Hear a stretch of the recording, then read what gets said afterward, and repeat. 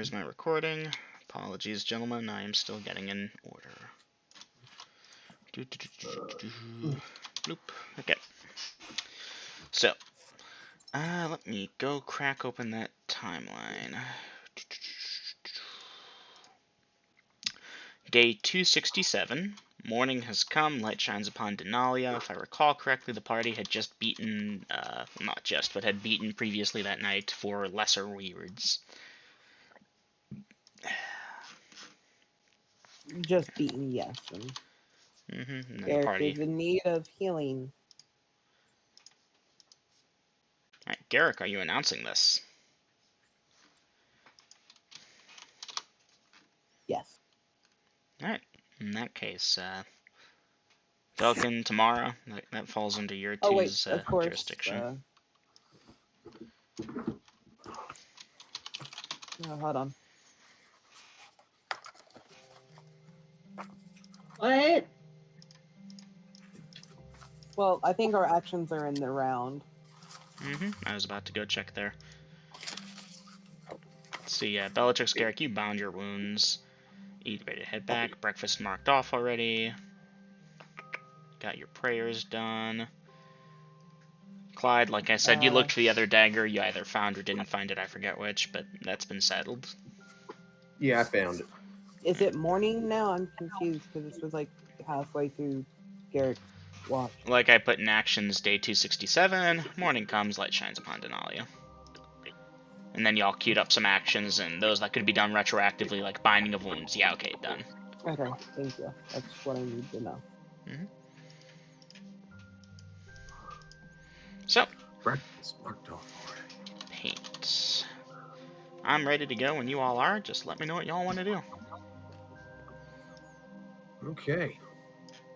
Well, I believe I'm not sure if we decided or not, but we're going to take David back and cash in, right?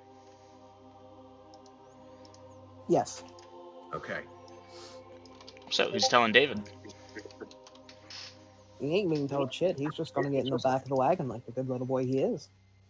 He ain't gonna know any fucking difference. Interesting. So, Bellatrix and Garrick are requesting healing over breakfast. Just Garrick. No. But if no one... Well, if this is going to be retroactive, after I would have bound wounds, I would have used my own healing on me, both of them. So that's 4 HP, so 8 HP total back to him. I will allow it. But I assumed we were going to continue with the... Now, again, before your bind wounds thing, I literally put there, and we talked about, but yeah. Hold on a second, Velkin. Garrick, with those 8 HP, do you still require healing? I haven't added it yet. You can add it. It is done. That's what I was like. Yes, I am still in need of healing, but I should be decent.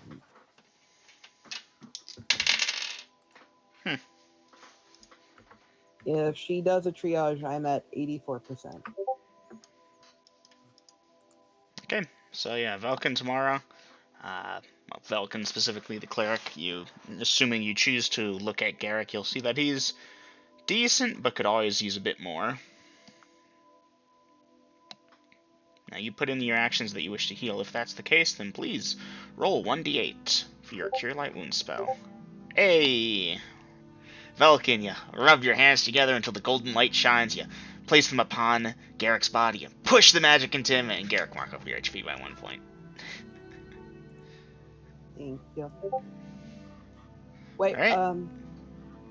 Before you try heal again, how many healings do you have? Because you healed quite a lot.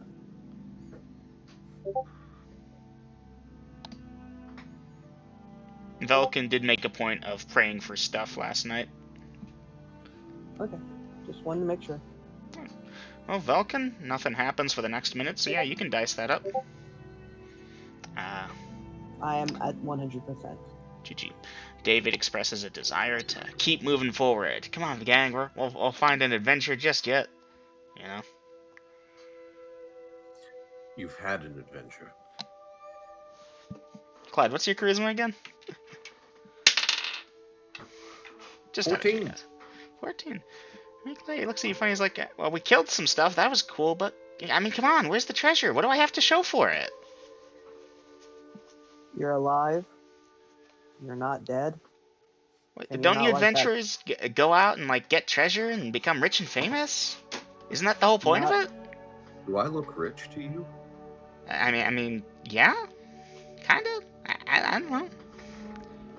You have hooves. How much do those cost? Tell me, boy. And this is, by the way, Beltrix talking.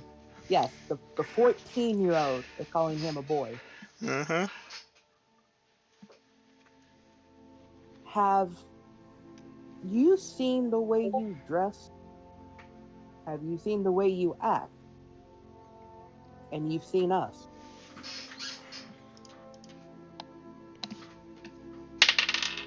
I'm confused. What? Oh, Tamara says, David, we need to head back because we're almost out of food and we need to head back. Okay, who's he gonna address first? Bellatrix, you've confused him. So Tamara. which one is he going to address first? Well, he responded with, what? I'm all confused to you, and I just now saw Tamara's message. And Clyde, I don't think you responded to the how did you afford those hooves if you aren't rich thing. And Dom is ... I'm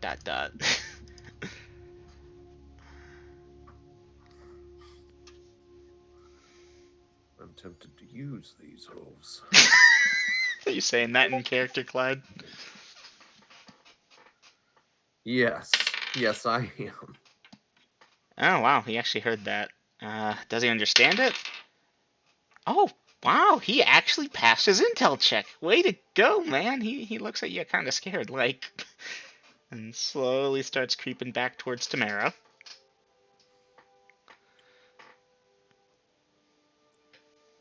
If you want another adventure, you're going to have to speak to your father first.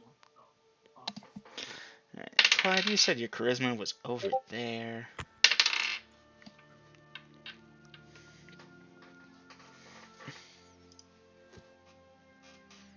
Dom, I'm fairly certain Naomi is trying to pull a fast one. Yes. And okay, David kind of looks back at y'all, and he seems to like visibly deflate a bit. It's like, okay, I guess. I was hoping to do more. You sure we can't go a bit further? I've got some rations I can share. Quite sure.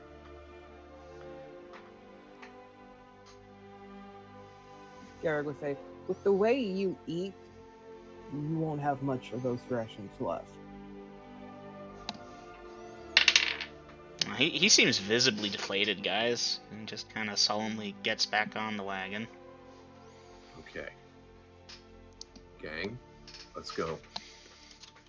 I had something Beltrix was going to say, but I'm not going to say Okay. it. Just to save time here.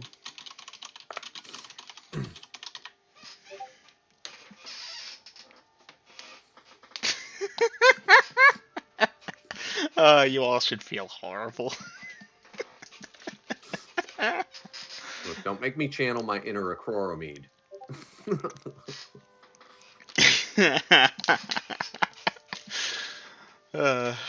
Y'all crack me up. You really do. Okay, so you've got David kind of just solemnly on the wagon. Okay, I will lead the way, and yeah, already Let me on double the check wagon. formations. Y'all putting the idiot in his seatbelt again? Yes.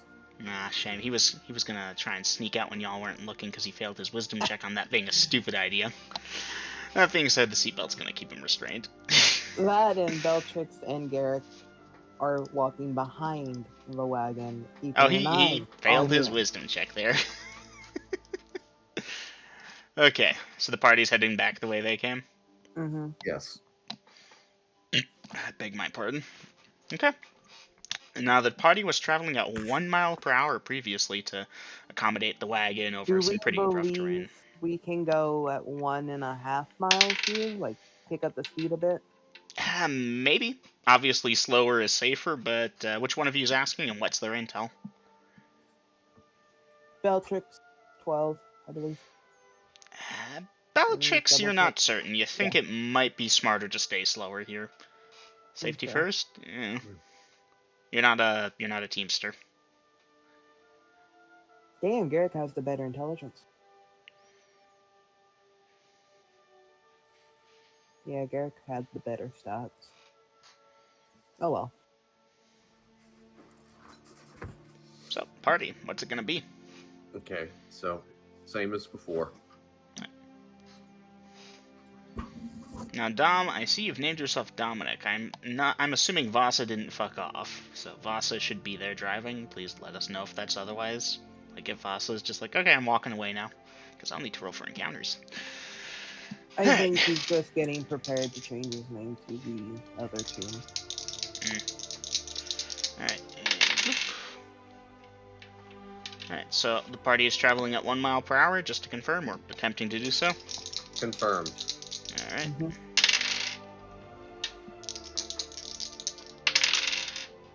Come on, dice, work with me here. There we go. Alright, well, the next 3 or so hours will pass uneventfully. Y'all can mutter back and forth while for probably one of the last sessions I'm going to do it, I'm going to quickly roll up your encounter. I'm going to start pre-generating them, and I'm going to make a table to make it a lot easier. And I'm going to go for a couple of drags real quick. What is on page 51 of this book? I got surprisingly close.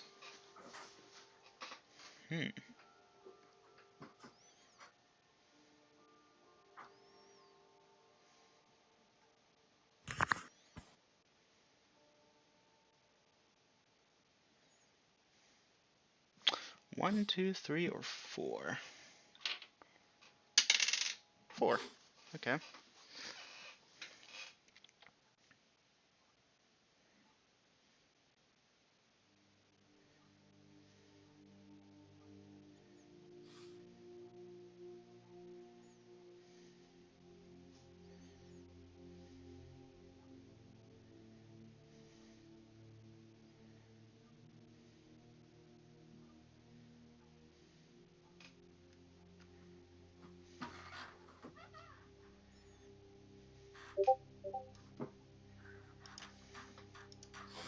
Ooh. Well, Bellatrix, David will answer that it's been his dream, you know? Adventurers are cool and awesome and stuff.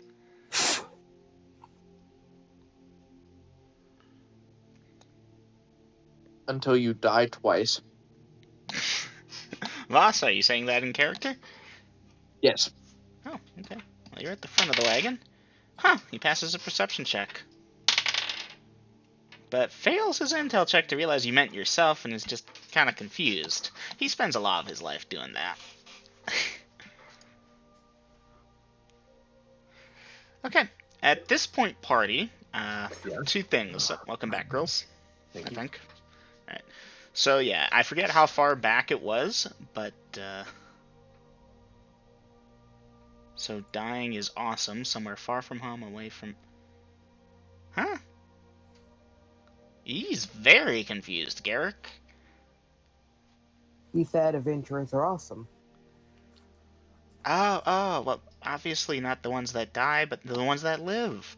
You know, the warlords that come around here, the silver blades, whatever they're called, the So I was about to swords. speak. Hmm? So, for those who have made it that far, that means those who set out with them died. No adventurer goes their entire life without seeing some form of death of a companion. Oh man, you guys are just trying to depress him. He wants to Trying be to an give him adventurer. reality. He will learn one way or another. Well, it's definitely having an effect. He's, honestly, I'm not sure what he's feeling. I know exactly how the guys I work with respond when you talk about death with them, in that they basically keep repeating the mantra how they don't want to die and they try not to think about it. So he's basically doing that. Clyde, you'll recognize those odd prints, tracks, the sections of the earth where someone must have stabbed a giant spear and dug it out repeatedly. Right. As you pass by it.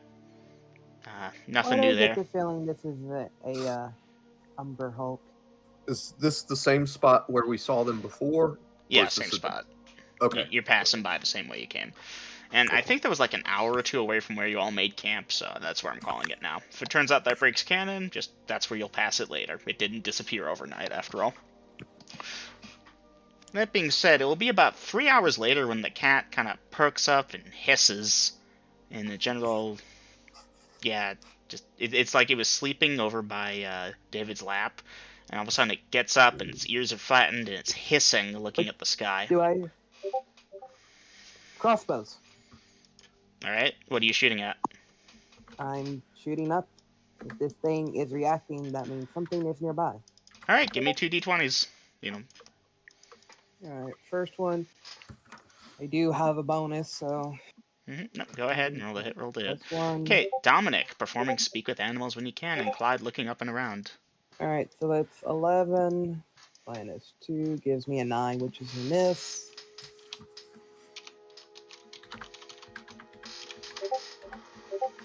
Yeah, no, that is a -1. Yeah, dice percentage. 85. 85. Ooh, I'm getting the crit chart out early. But I will take that 100 XP. You will. Hit ally, no damage. Who did you hit? Let's see. That was who that shot? Either Bellatrix or Garrick, so the other one. Clyde. Dom's character. And there's David. 2, 3 in the back. The cat. I'm gonna say one of those 3 is most likely. Clyde, you're struck from behind as you're looking around. It deflects That off is an your impressive leather armor. shot. I did. Yep, straight through the wagon over people's heads. Just funk. Yeah, a bit itchy on that trigger figure, huh? Anyhow. Wow. This Okay. bodes ill. But you took no damage. Mm-hmm. Anyhow. Yeah, no, it struck your armor, just deflected harmlessly. So, Dominic, the cat says exactly what it says in in-game chat. Everyone else who's looking up and around, as well as Bellatrix and Garrick, you see nothing. The cat's still hissing and spitting, and be right back real quick, okay? Where's the cat looking? Up. Up at the sky in a general northward direction. For reference, y'all are traveling kind of southwest. So Yeah, from behind us. it's whapping its tail. It's not happy, Bob. Is there tree cover here? Yeah, there's tree cover everywhere. You're in a forest. Yeah. We need to move. Go ahead. We need to move. Dungeon Master, the twins will stop and will try to hear noise, which should be like at a 1% for them. You want to just sit those by the door and I'll Well, it's not that if y'all are thieves, yeah. Are you taking off your helmets to hear noise? Yes. Okay, your characters remove their helmets. Doesn't take long. They're listening around for noises. There's the cat hissing. There's your companions muttering lowly. David's trying to talk to the cat, even though he can't speak with animals. And what's wrong? And he doesn't actually have a name for it, which is funny. Most of these guys would have names for it. And yeah, general noise of the forest that you'd have if you were concentrating really hard. I'm if you could listening hear to it. see if it's too quiet. It is not too quiet that you can tell. It seems normal. But yet that cat is reacting. It's like it woke Dungeon up and Master. chose violence. Dungeon Master. Hear noise, 30%. Okay, what are you trying to listen for? Just anything like, for example, flapping of wings, that kind of stuff. Alright, you're listening for airborne assault, essentially? Yeah. Alright, you listen. You hear the flapping of some small animal's wings, probably like a bird that got startled by a cat hissing or something.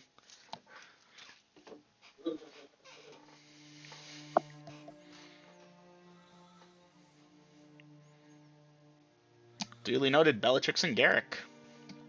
Alright, now obviously you all have to stop for a second. I believe these are these light or heavy crossbows? Heavy. Heavy. So yeah, for a second you're going to have to stop and reload, then quickly jog to catch up. That being said, the party is moving forward at 1 mile per hour. Yep. Yeah, so you'll be able to catch up easily.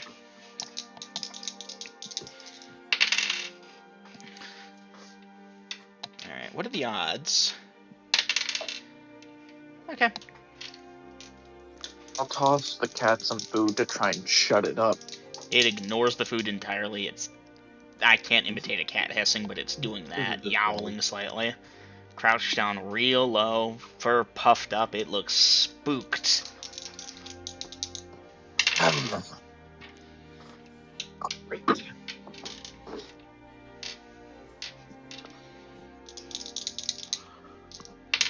That being said, the party continues traveling. This thing stays alert. It calms down and stops hissing, but still staying crouched low, looking fierce. Yeah, Bellatrix Garrick. This thing, yeah, it's baring its little fangs. It's so cute. No, it actually looks kind of fierce and warlike. Anyhow, I was hoping Naomi would be back, and if she is, maybe she can give a. Bellatrix and Garrick will quickly increase their speed and jump onto the back of the wagon, turn and face the direction the cat is looking. Okay, should be easy enough to do with the wagon moving at the speed it is. And of course, crossbows once they get on. What They about are me being back? Not fighting, but just, holding, waiting to see a target. They know something's up if a cat is acting like that. Velkin, tomorrow I wanted to see if you had any further actions you wanted to do. Just to quickly recap, cat freaked out, party's continuing to move, cat still freaking out. No one sees anything. I guess just continue to move. Alright. Well, moving on forward, that is... Bloop.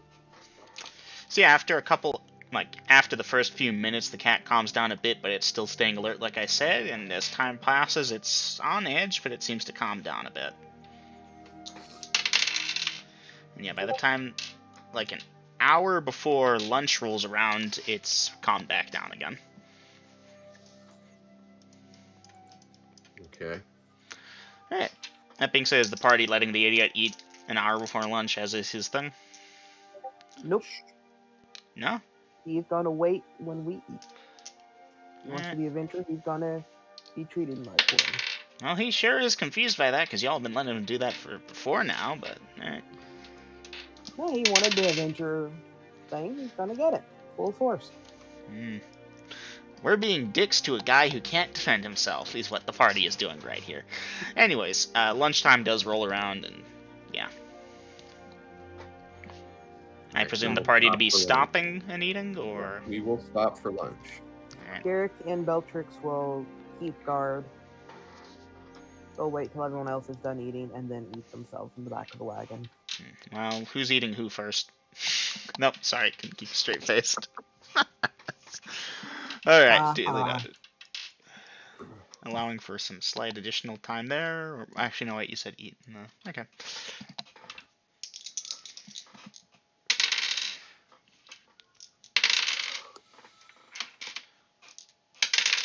Man, this force just doesn't want to kill you all. Huh. Alright. It's about an hour or so till nighttime as time continues to pass on. The party has not made it back yet to the road, but Bellatrix, you have perfect memory, and you are fairly intelligent. Yeah, you're pretty sure you're maybe a mile or two out from the road.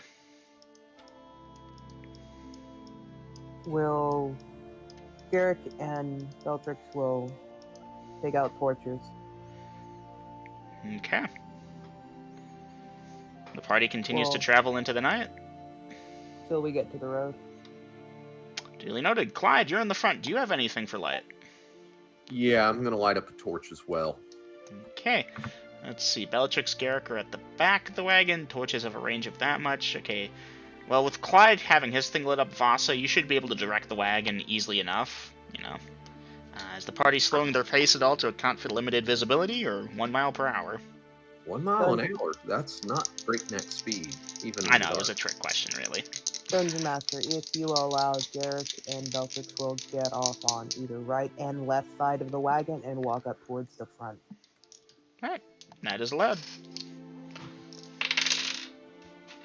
Okay. So Bellatrix will stay more midway between the point between Vasa and the David, not wanting him out of her sight.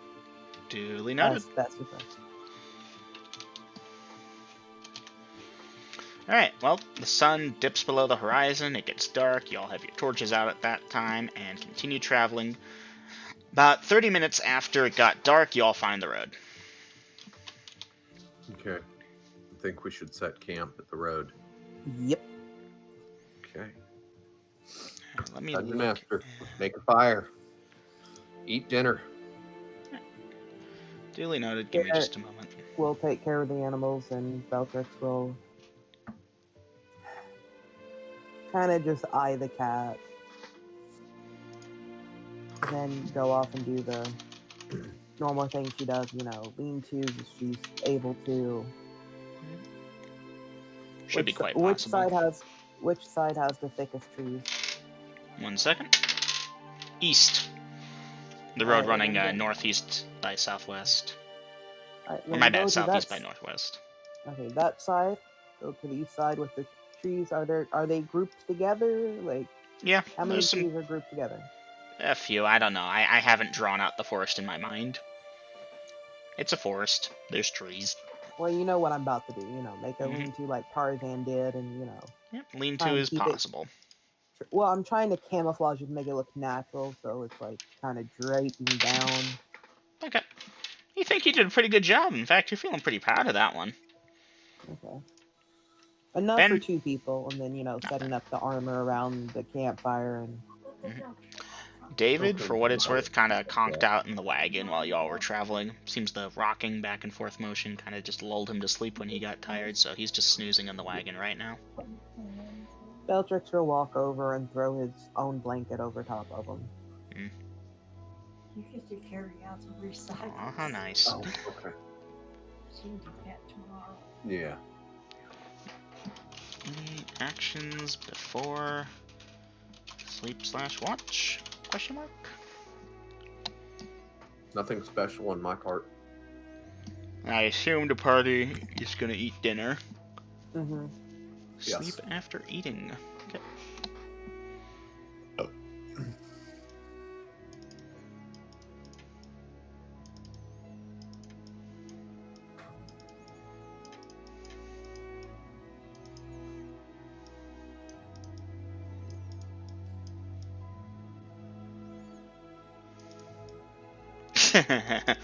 Yeah, no, cat curls up on top of the blanket and goes to sleep. Now, it being a cat, it's probably going to be there for all of 30 seconds and then go find somewhere else to sleep, like with its face planted into the wagon bed, but you know how they do. I'm more expecting just to wake up and then David just be dead one morning. That would suck. Hopefully the cat at least waits until we're back at his dad's house. And then Okay. it's no longer an issue. Formations. Sleep, watch schedule. Nope. There it is. Tamara gets first watch. Vasa, Velkin, Garrick, Bella, Clyde. Alright, Tamara, you go on watch to the, give me a second, I need to do some rolls. Okay. Vasa, you're on second watch. Alright.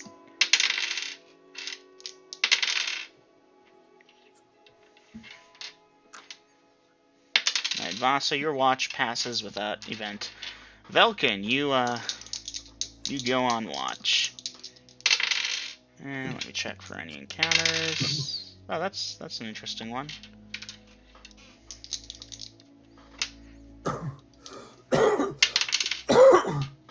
Ooh. Velkin, what is your perception score? Ouch. Double ouch. Okay. Velkin. Velkin, you're a drow, aren't you? Yeah, you are. I'll need a public perception check now. All right. No, Velkin. I'm sorry, not for the general public. For Velkin. Oh. She can roll this one Well, herself. good. I didn't want that number anyhow. Aw. Be ashamed 4. if he says that number will stand. Well, Clyde's snoozing. Velkin, you, Wait, hold up a second. Wait, hold on. I might have fucked up. Velkin, you're staying outside the campfire, aren't you? And not looking in to preserve your Yeah. infravision. That being said, you get a 4 on perception? Okay, Velkin, as you are circling around, because I assume you're, walking around outside the campfire, keeping your back to it to preserve your infravision and such, checking for heat signatures and such with your superior drow infravision. As you reach the east side of camp, or thereabouts, you notice some heat coming from, Velkin just dropped. And back. Velkin has returned.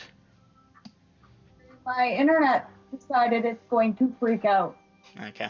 How much of that did you hear? East side, and then that was it. So yeah, you get to the east side of camp, looking around, and you do notice there's some faint heat signatures. Kind of fading, it looks like.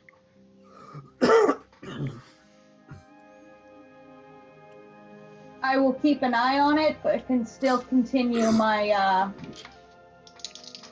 watch. Okay. Velkin, you continue your watch. The heat signatures fade in due time. Perhaps something was there, saw the party, and moved on. Anyways, let me check the rest of your watch. Goes without encounter. Okay. Garrick, you're on watch next. Mm-hmm. Now, Garrick, you do the same thing where you're wanna outside the give them to campfire him? light and you patrol around it in a big circle. Game. Yeah, but Okay. he will take his time and sometimes spoil his infravision to check on the boy. Alright. You doing that like right as you go on watch, or Yeah. Okay. In that case, Garrick, as you go on watch and look over, the boy is gone. Fuck. My question Fuck. is, Eminem, if That son he of a would bitch. still be attached to Tamara. Yeah. No, he would not. Yeah, because we never unbuckled him. He Yeah. can unbuckle himself, though. Yeah. But it would And- still wake Tamara. You were on watch, which means you were He walking would have been around. with me. He already went to sleep. Yeah, Naomi, I don't know if you caught this, but he did sleep in the wagon. He wasn't on watch with you. Anywho. Wake everyone up. Wake everyone up. Okay. Oop, that's not what I wanted to do. I need the thing. Real time, folks. So, yeah, guys. Perception checks. Bonus of 2, because I assume you're being loud about it, Garrick. Oh yeah. Which way did you say that heat signature was, Eminem? Well, that's off-world knowledge. I know, but I just wanted to make sure East. the way we came. Yep. Little fucker. And I'm assuming Falcon behind us is the hill. 11, Tamara 9.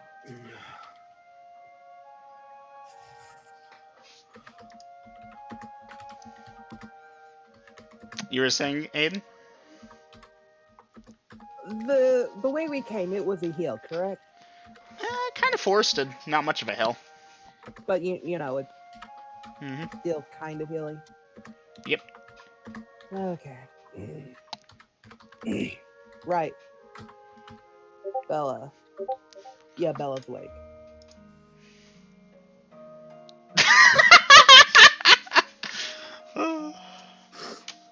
You can always ask. YouTube. Oh wait, no, he wouldn't This is the know. part the party's gonna hate me for. But he did see heat signature. I guess Yeah. Velkin would say to the party, but he did see a heat signature going east. Velkin, you passed your perception. Oh, actually, no, you should be up. I was still trying to wake up, so. Did you? Yeah, you Velkin is still awake. did. Mm-hmm. Alright. So yeah, Velkin, 'Cause that's you- allowable. So Velkin, that was 'cause about you an guys- hour ago.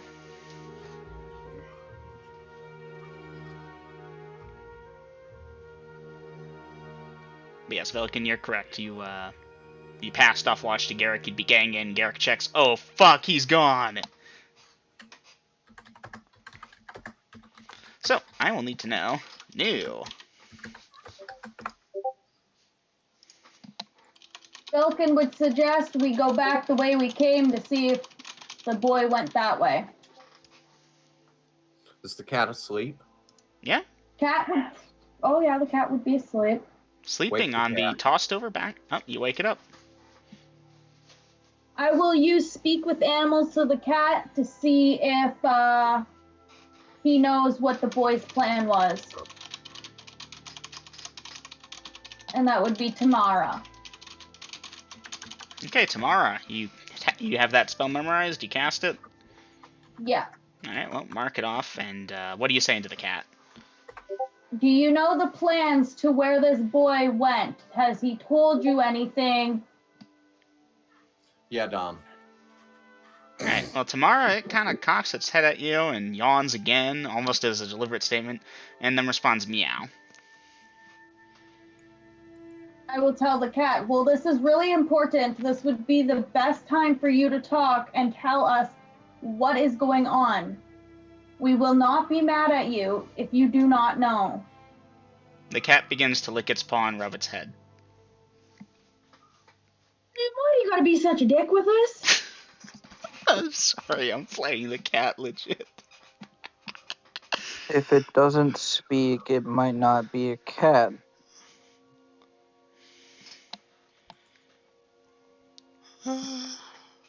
If I could get some form of response out of a horse, and I can get a response out of a bird, we can get a response out of a cat. So if it's not speaking to us, good chance that it's not actually a cat.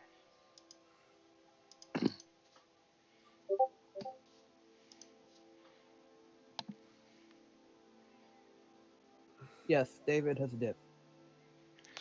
So, Dungeon Master, to explain what I mean by lighting torches and then tie them to the front of the wagon corners, I am going to try and fashion a thing to hold the torches.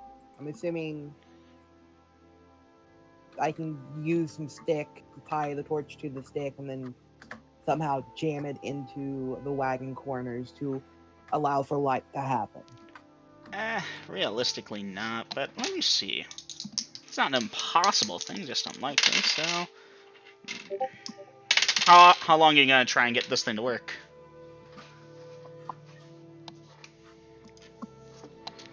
$10 Alright. because putting on their armor is going to take quite a while.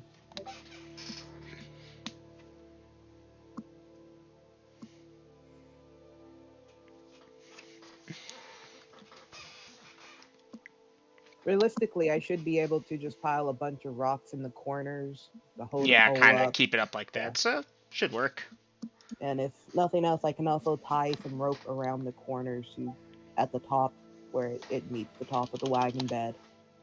So.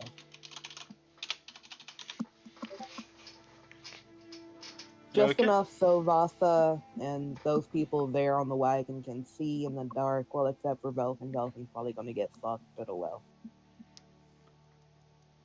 And I'm going to also assume Clyde is also going to have his own torch.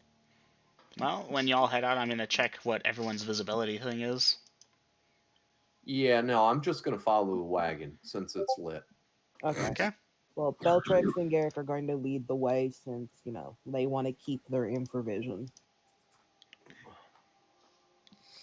So they'll be at the tail end of the light flickers. Yeah, Vulcan would be with you guys so he doesn't lose his infravision either. Alright. Yeah, Duly Vasa, noted. aren't you driving the wagon? I completely thought we were just, keeping all the shit here and going out on foot because I feel like that'd be No. faster. It would probably be faster, but do you want to leave your stuff here and let it just be attacked or stolen?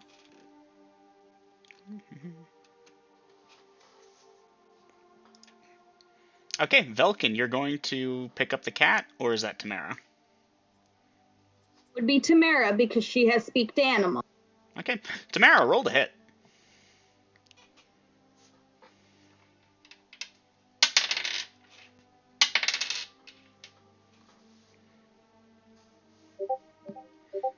"19, sweet. Tamara, the cat ducks out from under your arm and hisses at you.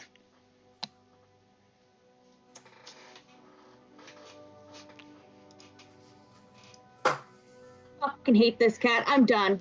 It can stay off the wagon and fuck off. It's on the wagon. I was trying to pick it up.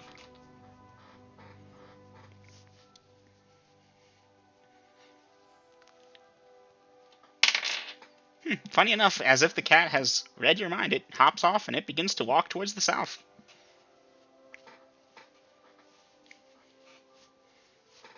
So, I got the cat going south. Y'all still don't know where David is. And the party, I've still got Barrick and Bellatrix. Yes, Garrick and Bellatrix securing those torches. Clyde, I'm not quite sure what you're doing at this point. Tamara, there's the cat. You can chase after it if you'd like, or do something else. Velkin, I'm not sure what you're doing either. And I don't care what the fucking cat does. The cat can go fuck itself. I don't care. Dungeon Master, at But 741, Velkin is- I put in actions for the round, pack up my gear and follow the wagon. Alright, no, the wagon's still in a holding pattern because they're spending about 10 minutes securing these torches to make sure it's good. Well, me running ahead of it in the dark is pointless. Indeed. Let's see, talking to party. Velkin. Alright. Shall I begin to advance time until the torch stuff is done, or does anyone want to do anything before then? I have put on my armor, right? You haven't discounted that. Yes. Yes, your armor is on. Helmets, Yeah. everything. Okay. If no one objects, new. Cover. Torches.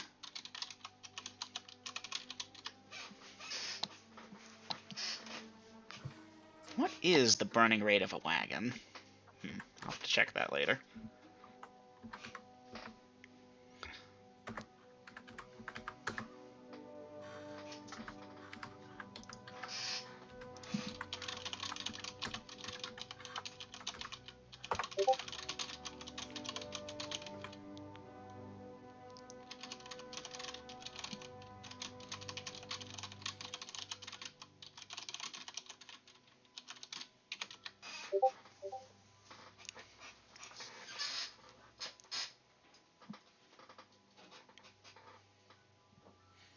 Okay, following wagon, spear shield ready. Looking heading east. Torch heading in the back of the procession to the east as well. Okay. Well, Bellatrix, Garrick, I'll need to check this. Yeah, you're not seeing any heat sources beyond what would appear to be normal nighttime animals. No. Obviously, there's squirrels and so forth. No. B is asking for which direction Belkin saw the heat source. G is scanning the area. Okay. Well, then in that case, Garrick, yeah. There's obviously the various heat sources of nighttime critters that hide in trees or near trees and so forth, but nothing that looks like a slightly less intelligent human.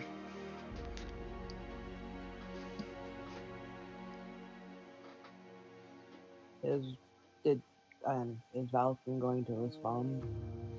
I believe Velkin responded in in-game chat with the heat was in east. Then with that, Dungeon Master, they are taking off east. Alright, due east. What speed is the party moving at?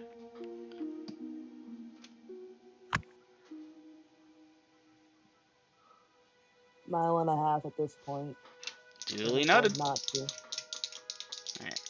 So, Clyde, you're following the wagon. That puts you behind. Bellatrix, Garrick, and Velkin are up top.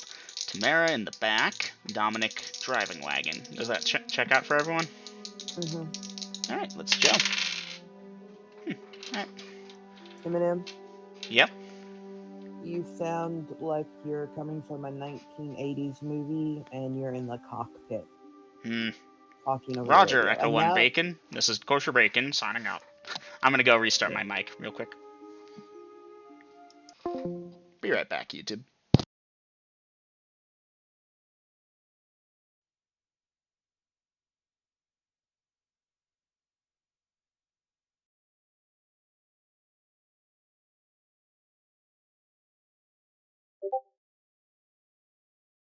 And let's see how it goes. Welcome back. Alright, I have returned. We have Gina, who joined a second before I Hey, did. Gina. Okay, how do I sound? Good. Normal. Excellent. You sounded normal at the end when you said be right back. Okay, so then my mic must be doing something funky. I'll poke at it after sesh. Anyways, so the party's heading out 1.5 miles per hour, going solidly due east. Uh-huh. Uh-huh. That's funny. Okay. After about, I want to say 20 to 30-ish minutes of travel, those of you in the front with your infravision can give me perception checks. You fail on a 20, basically. Fell on a 20. Okay.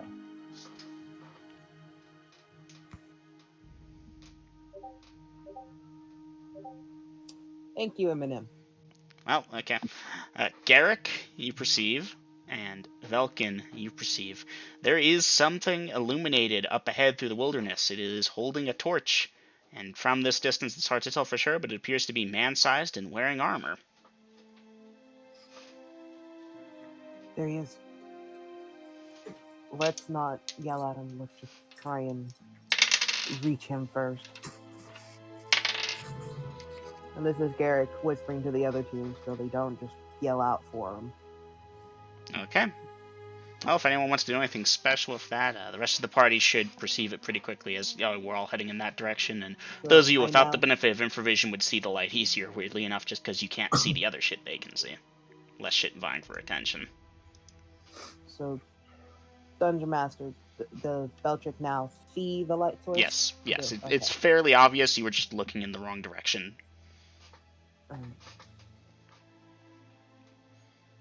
How far away does it look like he is?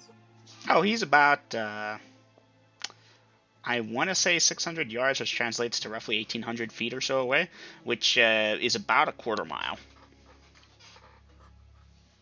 Okay, Tamara, you are casting Pass Without Trace.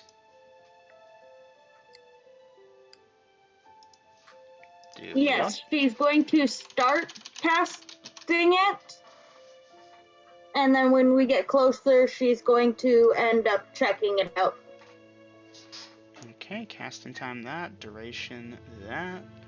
Duly Put noted. on the back of the wagon, though.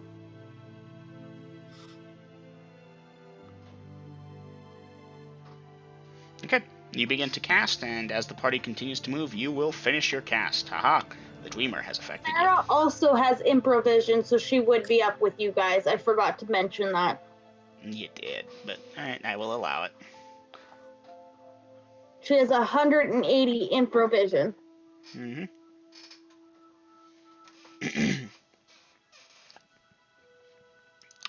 So, Tamara, you're up front. You obviously have to like stop and go off to the side for a bit, and then run up and catch at the party or something, because you can't cast and walk at the speed that they're going.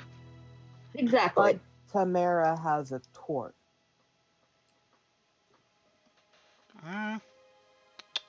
Yeah, Tamara has a torch and heads back east as well. Yeah, Tamara, I'm afraid I'm going to have to actually slap you back in the back, but you can still, like, set down the torch, cast, pick it back up, move, type deal. Well, it's just more the fact she's now just blinded us. Well, no, because, yeah, no. It was one thing if it was unclear, but you actually did specify that, so I'm going to have to yank that wheel slightly. Sorry. Okay. My bad. I forgot she would have improvision, and I forgot she had a torch. Anyways, you cast your spell. You are now passing without a trace. So the party is moving to catch up with David, or what they believe to be David at this point. Mm-hmm. Yes. Okay, and again, he's about a quarter mile out, so y'all can give me speed if you really wanted to. Give you speed. Yeah, give me speed. Tell me how fast you're moving. Right now you're at 1.5. Are you like picking up to, okay, let's chase him down, 8 miles per hour. Clyde, you charge ahead at 12, or... No, I'm not. So is the party maintaining its speed? I don't know what the others Yes. are doing. But I can't see in the dark, and I'm not holding a torch, so no, I'm not going to break my neck in a gopher hole. Okay. So Bellatrix, Garrick, you're maintaining your speed. I would like to pick up the pace and chase him, but I'm not going to split the party. Oh, he did that already. Okay. I mean, he's an NPC, so... Mm-hmm. Excuse me. Oh, that cough. Alright, well, as it turns out, he's actually, and this becomes apparent after, like, a minute or two, he's actually moving about the same speed you all are. because it doesn't feel like you're getting any closer to him. Then Beltrix and Garrick will have just done a full-on charge at that point. You are charging Max at full speed? Well, not a charge, but max speed. Is that your normal movement rate, or are you like actually going as fast as you can? Fast as I can. Fast as you can, duly noted. You are wearing fleet plate armor. That makes you there to there, which translates to that many miles per hour. Okay. Okay. Well, Dom, as Vasa is driving the wagons, yeah, these people were, like, you could kind of see the outlines of them, and then they kind of disappear, and you hear crashy noises moving away from you. Are you picking up speed to follow them? And Velkin, you obviously see Bellatrix and Garrick tear off ahead. Are you picking up speed to follow them? Yes. Okay, Velkin, you're following with. Are you keeping pace with them or trying to outpace them? Keeping pace with them. Okay, you should be able to manage that. Hopefully, because he is in leather. Mm-hmm. Oh, yeah, no, that's one of the determining factors, in fact. So, Vasa, I need to know if you're keeping pace with the group that just tore off. Like, you're, oh shit, we lost them. Come on, pick up pace. Or if you're just going to keep going forward at your current speed.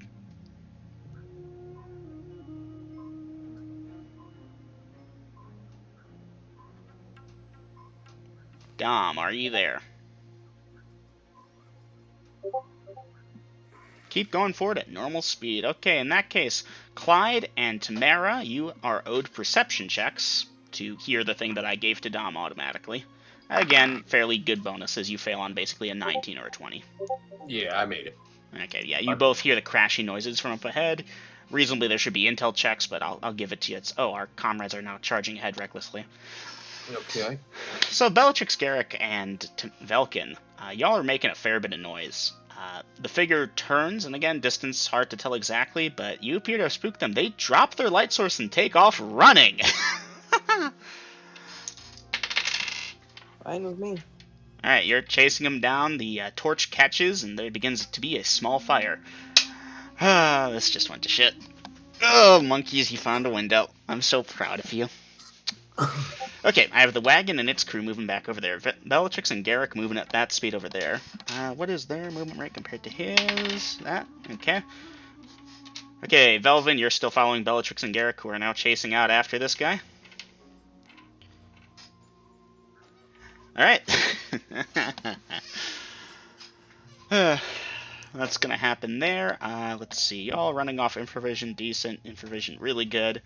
Running blind. So, obviously, once he drops his torch, or it drops its torch, I should remind y'all, you don't know exactly what this is yet. Y'all are gonna just have to, like, run there, try and pick him up again, shield your eyes against the lights. I presume you're doing so? Velkin, I have a question for you. You want to just type it to me, please? No, because this affects what your character. You said Velkin was in leather. Yes. Your sheet says chainmail.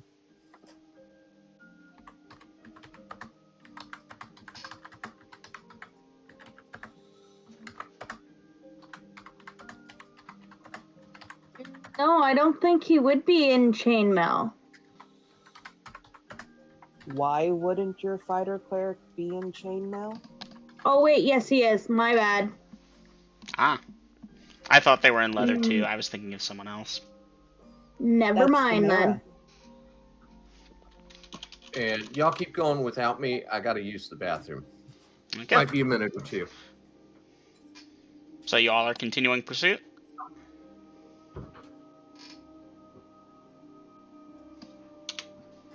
I see Dominic is typing, but Bellatrix, Garrick, Velvin, you all are continuing pursuit, I presume?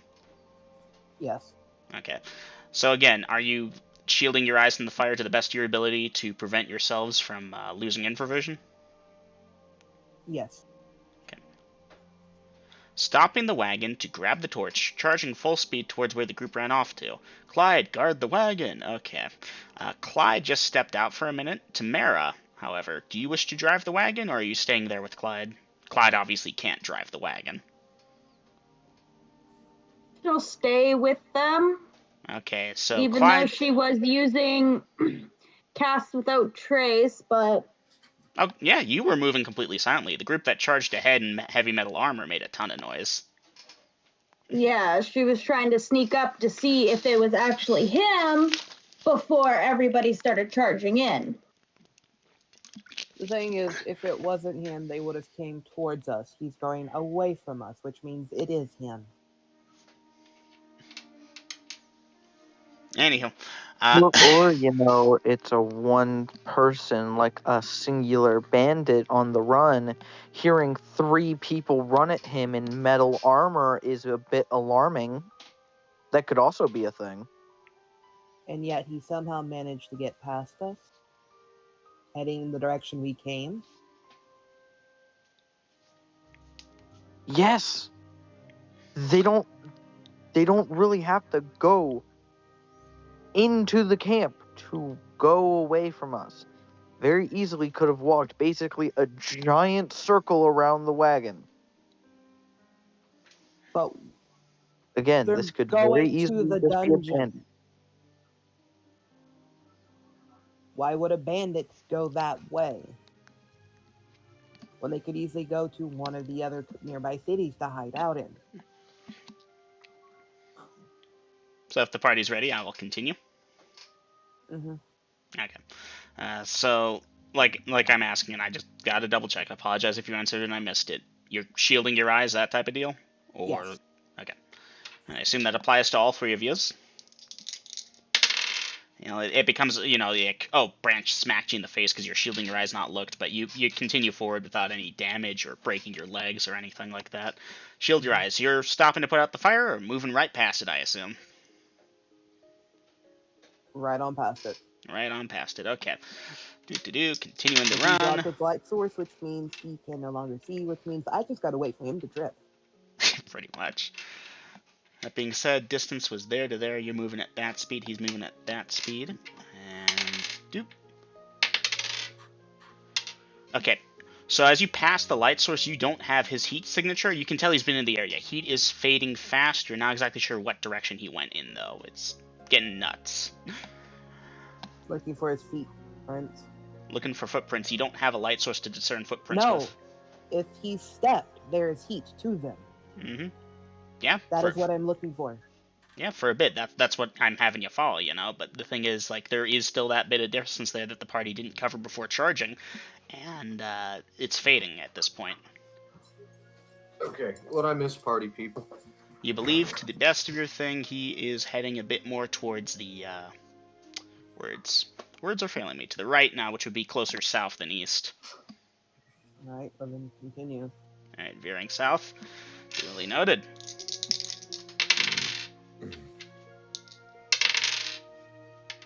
Ha! You do pick up on him. Great. Okay. Well, I mean, he's not a trained adventurer, so his No, he stamina isn't. would He actually be ran shocking. into a tree, the idiot. Speaking of which, that's that many points of damage to him. Ow. So yeah, that knocked him on his ass, and at this point y'all can see him now. He is that many feet away from you all. Now I assume... Actually, no, I don't assume. What are y'all gonna do when you catch up to him?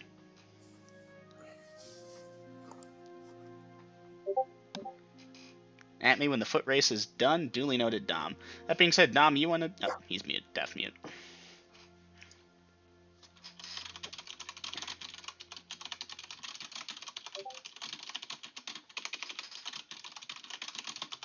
Okay, so Clyde, to catch you up to speed then, Vasa stopped the wagon, grabbed a torch, and lit it, and was basically like, Clyde, guard the wagon, and charged forward at, superhuman speeds, or close to it. So, are you going forward to do that thing you wanted to do? Tamara is over by the wagons right now with you. Okay, yeah, because I don't want that fire to get out of hand, so I'll lead the horses pulling the wagon to the fire. Okay. The good news is, yeah, you're able to get over there pretty quickly. It is starting to get kind of out of control at points, but, lucky you, he didn't drop it in like a pile of brush that immediately ignited. Eminem. Dom had put that he had picked up that torch and then chased. Y'all have 2 torches. And this is the one that, what's his name was holding. Oh wait, did he? 1 second. Yeah, he did say that, but then he deleted it.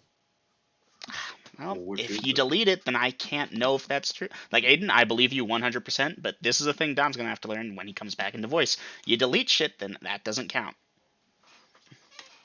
So now Dom is running around, Voss is running around in the dark. I'll check and see if she breaks her hoof. Lucky her, she didn't. So, back over to, let's see, Clyde, you're going over, and the torch is still there, because Vossa just ran past it, apparently. okay. And yeah, you'll be able to pick it up and either kick it out or smother it one way or the other. It wasn't too bad. Yeah. So pick up the torch and put the Alright. fire out. Turn the wagon and the horses around and wait. Okay, I figured as much. Moving forward, Tamara, you're over there with them. Dom's character is just going to be in the wind for a minute until they come back on their own. Okay, Bellatrix Garrick, yeah. Heat signature. Ran into a tree.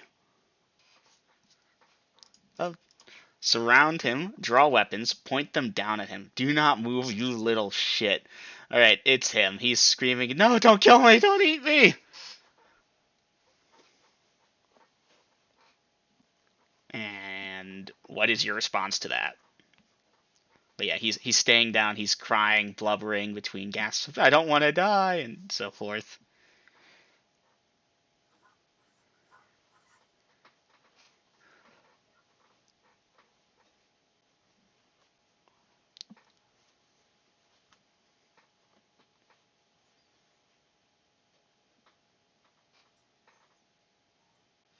I'm looking for a type in anything. Yep, there we go.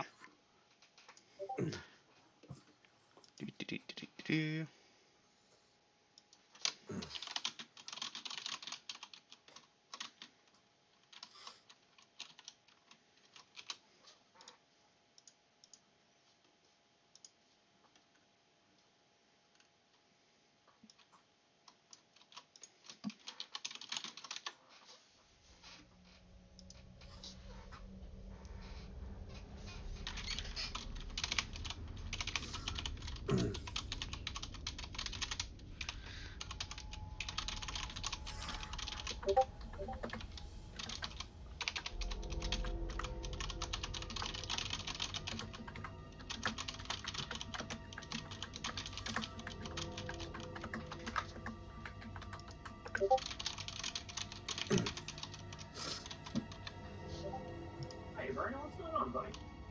Hey, I have a question for you. You got a question for me? Alright. I think we could probably cover this in voice if y'all would like. Oh, neat. You got Vasa expanded. I got a new grip that I had put on my thigh. Okay. And now, Back did you run off? Do you know how dangerous it is to be out of your night? Every time I follow you, you're following me. You're not to go on. You don't run off. Guys, we could probably cover this in voice a bit faster if you just want to say it for the record. what? When you Alright. If the party wants, I can like roleplay for him, or we can move the show along. Yeah, I want to know what Okay. he says. So yeah, no. Assuming your question, he actually went like out to go take a pee. He's kind of nervous doing it around people, and then he kind of got lost. So he was looking around for y'all, and then he heard the orcs chasing him, and yeah, he ran and dropped his torch in his fright, and was like, oh no, and then he hit a tree. He does have a pretty nasty bruise on his forehead. His helmet gave him a scratch too. Not that it's probably going to do any damage to his intel, which is abysmal already, but... Anyway, Garrick, he seems very confused why y'all were pretending to be orcs and chasing him, but he'll accept going back to the wagon. He just wants to go home right now. Scared out of his mind. Eric and Bellatrix will put away stow their weapons, haul his ass up off the ground, and drag him back. He says he can walk. No. Drag. No. Okay. He'll ask you to stop. Nope. Please. I can walk, Nope. I promise. Nope. Duly Can noted. you see in the dark? No? Do you have a torch? I dropped No, mine. because I can see in the dark. How could you? Okay. Because I'm Anyway. half orc. Oh. Wait, you are an orc! Ah! Ah! And he's trying to pull out of your hand now. Oh my god.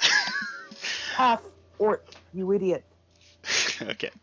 You want to I go said home? we'd move We're it taking forward. you home. I said I'd move it forward, so yeah, he'll freak out a little bit because he's grown up on stories of orcs eating disobedient little children who didn't eat their dinner, and yeah. Anyhow, Well, we may have accomplished his father's task. maybe. Yeah, that bruise, Velkin. That's Velkin. Yeah, that bruise. You gonna do anything about that? No. All right. No, because I am very pissed off at this child. Duly noted. All right. Well, he is a child to you. He's a child to everyone. A literal 5-year-old child on the street could look at him and be like, "Yeah, that's a kid." Anyhow, yeah, y'all get him dragged on over towards where the wagons are for their light, and yeah. Clyde and Vasa, if she ever wakes up, she appears to have fallen asleep now, is how I'm going to handle it. Yeah, that he's back. Tamara as well. Got that nice shiner of a cut/bruise forming on his forehead, and blubbering and complaining, and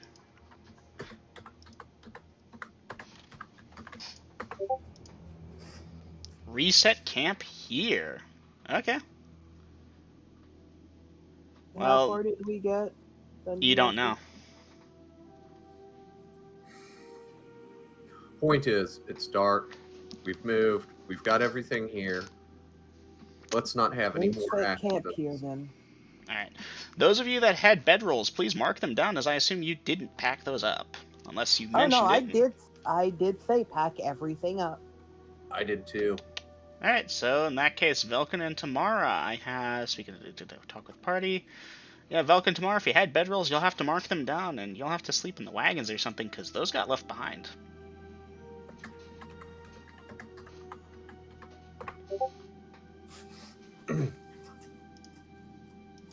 Okay.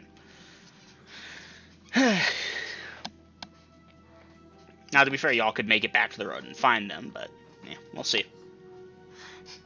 Otherwise, yeah, basically everything else should be good. If I may say something. Yeah. Between the time it would have taken the twins to put on their armor and then fashion the things, wouldn't there have been enough time for them to pack up all their gear? Potentially, but they never mentioned packing anything up, like, even at all. It was always just speak with animals, talk with party, follow. It's common knowledge that they would do that before taking off. If you don't what's your character's intels? Nope, that's a 19. And it's a 13. In the excitement, you forgot. Yep. Now, if y'all want to go ahead and move back to our old campsite before I get this fire lit, because you left shit behind, then let's go.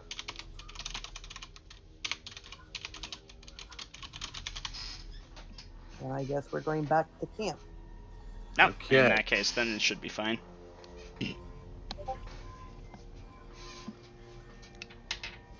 All right, Dungeon Master, make sure we've got the entire party. And since I have a lit torch now, I will lead the way. Dom, I wasn't quite sure how to handle you because he deleted your action, so I just had you fall asleep in the wagon until you came back. Welcome back, by the way. Moving forward.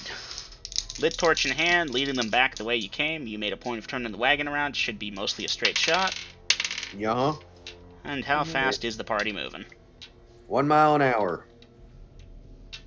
Did you? Rip, I thought it was deleted. I was looking for the thing. Their normal speed continuing. Alright. Okay, about an hour or so passes, which puts the party at this time. 1 second. It was Tamara's watch, then over to there, then over to Garrick. Garrick, you noticed right away, which becomes there to there to there. Okay. So yeah, it's been an interesting hour or two. There we go. But yeah, the party does make it back to their camp. Nothing attacks them along the way. Nothing seems to have disturbed the camp while you were gone. Garrick will pull another 2-hour shift. And Dungeon Master, relight the campfire. Yep. Yeah, obviously that thing burned down with no one to attend it. And go back to sleep. Okay. Now, Question. Mm-hmm. Since we're all back at the campsite, is Bellatrix and Garrett going to let David stay sleeping with Tamara, or what's going on with that? He's staying on the wagon where he went to Okay. sleep at. I'll give it a 1 in 5 chance. You know what? Actually, someone else do it. Someone please roll 1d20. This is not related to anything you need to worry about. 16. Okay. I was gonna check if that cat was vengeful and peed in Tamara's bedroll, but no. Anyways, I fucking hate you for that, Eminem. I gotta play my monsters correctly. Because let's be real, those of us that have or know cats, they do that. They are vengeful little fuckers. Anyways, that didn't happen, so yeah, you're good. So you're keeping him tied up in the wagon? What's the story, guys? Well, I mean, we tied him back up, you know, the normal seatbelt thing, but outside of that, no. Alright, and going back on watch.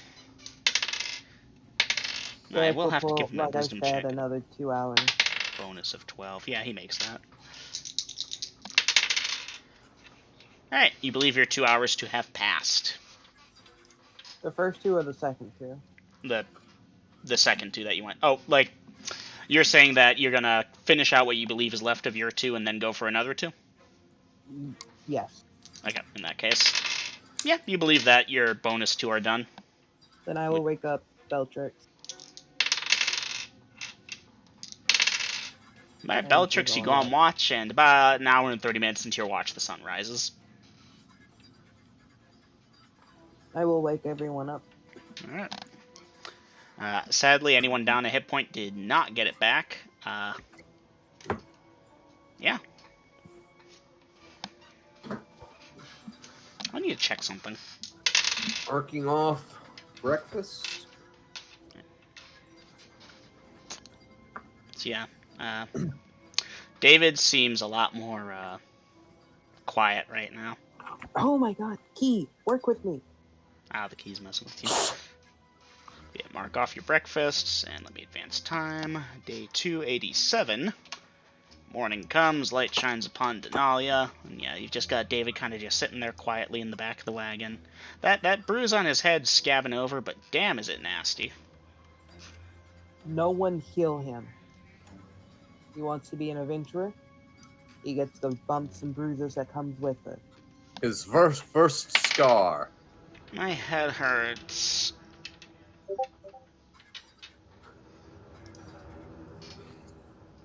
I hope y'all caught that. He's complaining his head hurts, and he's putting a lot of the patented and practiced, "Daddy, please, I'm your special little boy, my head hurts." And obviously it ain't gonna work on you all, but he does sound pretty miserable. Be glad your head just hurts. It could have been worse. You could have not had a head. Ow. You wanted to be an adventurer. This includes the pain. You keep crying, I'll give you a reason. Wow, you all are just destroying this poor child. You know what, actually, I'm gonna give him a mental system shock on that one. Yep, he cries. You know what? If we have to stop and camp again before we get him home, we take his crystal.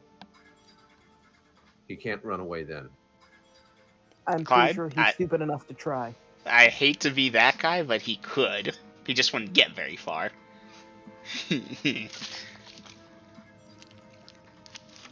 Anyways, if he heard you, he's not responding. Of not getting too far.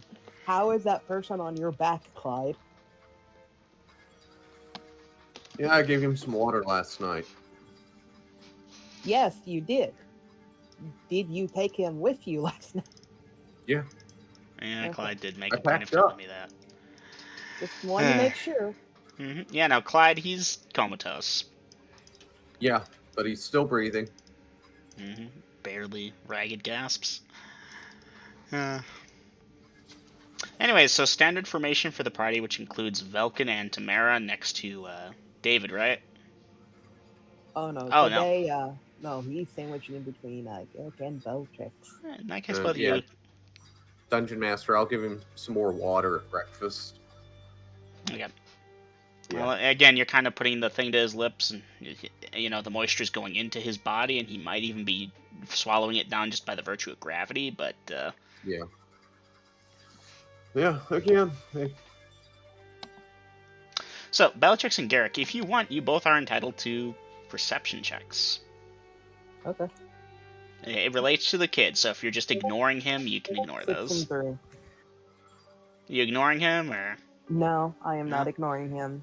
Yeah, that Shiner is looking kind of nasty on second inspection, and he kind of clean falls it up. asleep. We'll clean it up. Whatting it up? Mm-hmm. Oh, Right, y'all figure it out while I go for a smoke, because I'm at the front of the party as we travel, so I can't interact. You are binding wounds? Yes. Okay. Well, it only took 1, 2, 3, that many hours, but yeah. Obviously, it stopped bleeding on its own. Most wounds kind of do that, but yeah. I apply some tender hugs and kisses or whatever. Obviously, whatever you use for a cleaner. I don't know if they cleaned wounds back then. Probably alcohol or something. And he'll complain, it stings, but yeah, he seems barely there. He might have knocked his noggin a bit harder than he let on, or maybe he just didn't notice. Sadly, I'm not a doctor, so. Question, Eminem. Yeah? Did it bother him before he went back to bed when we got him back to the wagon? Yeah, he was complaining about it back then, too. But he slept that whole rest of the time? Didn't wake up? Yeah, he fell asleep. He might have, jerked awake every now and again and fallen back asleep, maybe. Okay, then it's not a concussion. Yes, applying actual real-life medicine to Dungeons & Dragons. Let me see, the crit, death, and X turns tables. Do they account for concussions? I don't know. No, Sorry, they do I'm not. very, literate Oh, when it comes to, medicine. Yeah, no, okay, I will share. It's not a concussion. It's worse. Anyways. Anyway, I'm back, so. Yes, so at this point, the party is heading back to Yonder City. Yes. Pull over. Belkin, can you check this dude out? Yes, I will. Velkin, you perform a triage? Yeah. Velkin, there is something wrong with this person. He struck his noggin in such a way he might have internal bleeding. Oh, this fucking idiot. What are you doing? I will try to do cure wounds Alright, to cure help light wounds. stop the bleeding internally. Sure. Dice it. D8. 1d8. 1! Oh boy, well he looks a little bit better. Some of the color returns to his thing. You hit him with your last one, because I assume your fourth slot was another cure light. His is all cure wounds. He has 3 of them. Alright, do you have any more? Yes. Do you intend on using another one, or leaving it there? Yes, I will use one more, and then I will have one left, and then when we stop again, he'll do prayers and then eat. Alright. Dice it. 2. What the fuck? Alright, he does seem a bit better at that, and yeah, Velkin, some of the color returns, and he thanks you because his headache is gone. Congratulations, he was about an hour from death. Well, at least I helped them. You did. You also just saved the party's paycheck. Congratulations. Woohoo! Alright, now that I don't have to calculate when David is dying, let's get you all on the road. 1 mile per hour, or how fast is the party moving? We're on the road. We can do better than 1. Yeah, we got let's people go. walking. We have people walking, correct? No, everyone's on the wagon. On the wagon. 2.5 then. 2.5 miles per hour. Okay. allowing time for this brings that to there, and let's start doing the dice rolls.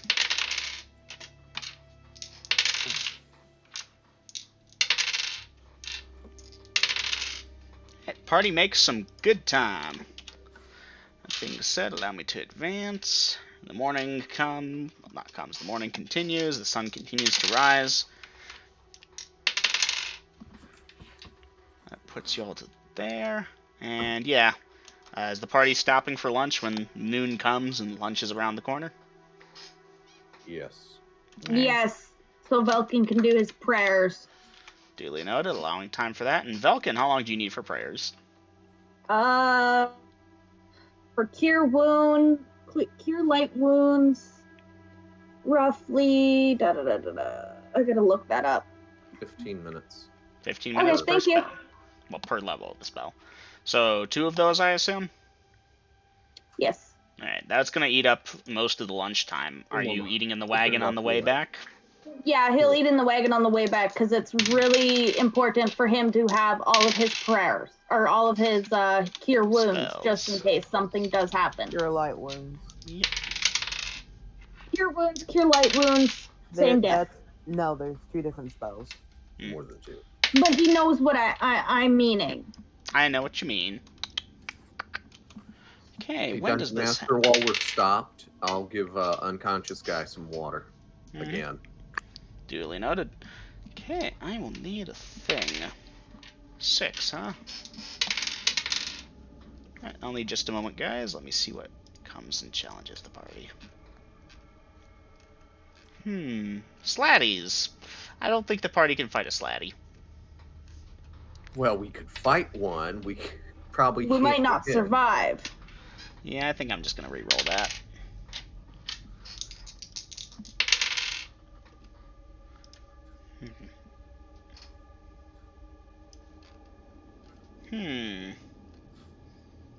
Nope, doesn't work. Re-rolling.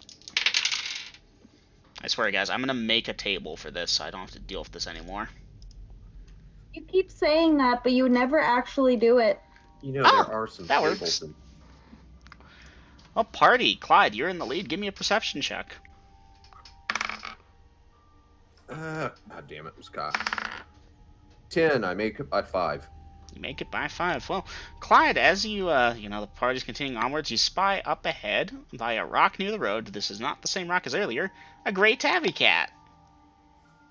Keep fucking going. Okay. Yeah, looks like a hate normal you. cat. I don't give a care, so I'm just gonna continue. Alright.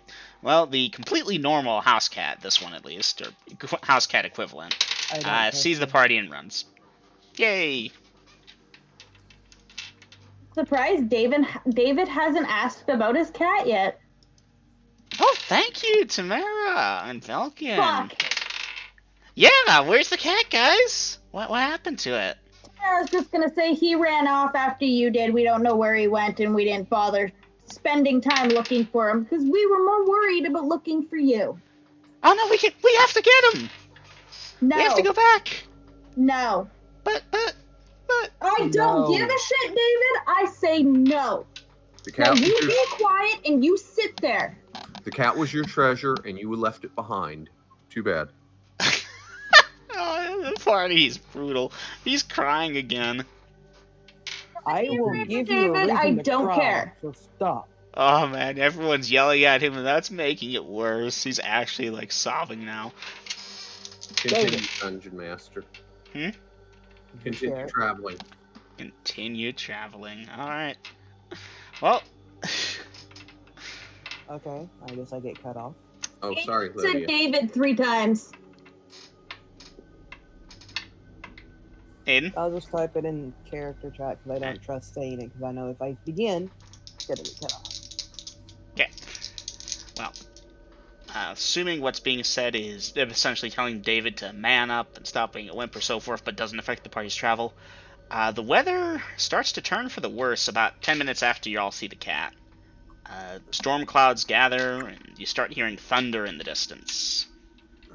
Is the party doing anything special at this time? gonna try to keep traveling because, we need to get this kid back home. Everybody's tired of him. Oh, I bet it. Anyways, yeah. It takes about 20 minutes from when the party saw the cat that the rain starts, and it starts. But during that time, however, the party does make it to that town they passed by earlier. This is not where you got David from. This is the town you had him do the bar fight in. The town of Feltor. Aha. Okay, guys, we should probably get in out of the weather and see if it passes. For what it's worth, it's like a half hour till sunset, so Okay. good times. We might as well just crash here for the night, see how the weather is tomorrow.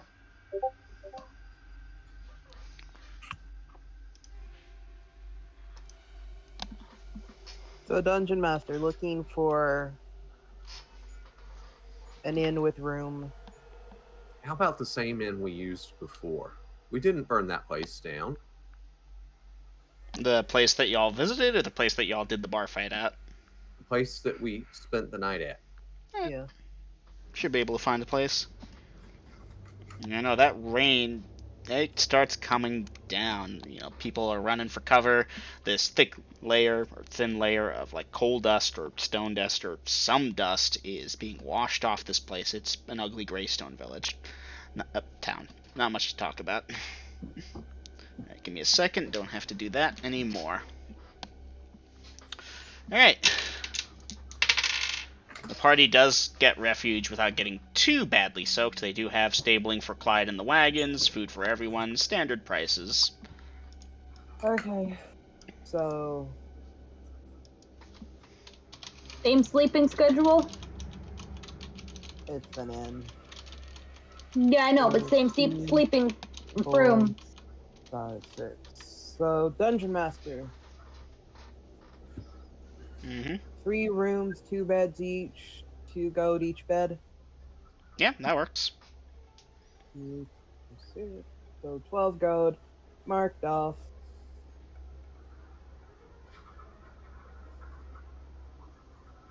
I will ask the bartender or whoever's in charge of this place if there's a nearby temple. Oh, alright. Oh, give me a second to look up the place. I apologize. I don't have this information directly at the top of my thing, but I do have it listed over here. Now I just gotta find it. Toriel Feltor. Alright, 1 second. Let's see, there are that many. He knows that there's a couple in there. Closest one. Oh, the closest one? That would be the Temple of Fernarno. I can't say my own god's names. Fernarno. Jesus. God of healing. You've been to one of his temples before, Vi. Yeah. Alright. Yeah, the twins have been there before. Ask for directions and then go collect Clyde. Okay. So Mara will keep a watch on the boy unless you're bringing him with you. Oh, hell no. No, he's staying with y'all. Before they leave, they will give, the people their room, 3 rooms, 2 beds each, 6 people, yada yada, and then go collect Clyde and say, hey, we got a temple, we can go drop off your dude. Excellent. And we'll begin leading the way quickly. Right. Is the party taking an umbrella with them? Because it's coming down. No. Nope. Little rain ain't gonna kill you. Alright. Well, as the party steps outside, take 100 die 5 damage of piercing needle rain. I'm joking. Anyways. I mean, that would be an interesting way to die. Somehow, I don't think that umbrella would have saved us. Only if it was made out of metal. Thanks for the spell idea, Double M. You're welcome. So, as the party approaches, obviously, most people are staying inside under awnings and so forth. The party is, of course, moving quickly. Clyde, you're getting stuck in the mud at points. It's bad. Anyways, y'all do make it to yonder temple. It's an actual building this time. Okay. Are there guards out front or what? There are a couple people in armor, but they're staying under some awnings made of like stone or wood or whatever. Go up to the awning. Hey, we were out in the woods and we found this man, and I'll indicate the guy that I've got on my back. And he had this parasite on his head. We killed it. I tended his wounds. He's not doing well, though. They will ask you to bring him inside, so forth. And yeah, they would have ushered that before the explanation comes in. Point being, Okay. you're dropping him off and giving you just a quick, hey, we found him, here's what was on his head type deal. Obviously, you didn't take any of them with you, so you have to describe it to your vernacular Beltrix abilities. can describe it in great detail. Mm-hmm. Yeah. All right, well, they are... Take my dog out. I'll be right back. They're concerned. They're aware of the creatures. They don't know what exactly they do, so they thank you and begin trying to help this person. Beltrix still has a copy of what it looks like, and we'll just hand them the copy. All right. Yeah, thank you. They're going to keep that unless you want it back. No, keep it. I can just draw another. All right. So they will keep that, and yeah, thank you. Ask if there's anything else. Nope. You know this If person, you do family. encounter, we don't know who it is, or even if it's from this city, but if you encounter these creatures, be wary. They do jump and latch onto your head. Thank you for the information, and yeah, they'll see what they can do for the poor guy. If this man should recover, I am Clyde. This is Bellatrix and Garrick. So if he questions who brought him, if he ever recovers. And they promise to do the best for him and offer you refuge in the temple from the rain if you want to stay out and keep your feet dry. I think it's best that we rejoin our comrades. In that case, your sanctuary is... I'm grateful for the offer of your sanctuary, but we must be off. Be well. Beltrix would tell them one last thing about the thing. It seems that once it's latched on, you become some sort of walking corpse like a zombie, but not. They like will a zombie. Take your full accounting and take notes of it, and thank you for the information as well as the person to save. And yeah. And then we just haul ass back. All right. Y'all get back. David has burnt down the place and has run off into the night again. Anyways, no, it ain't burnt down. He's fine. Tamara's sitting with him, but yeah, David is almost completely subdued. Okay. Not even really eating his food, just kind of picking at it sadly.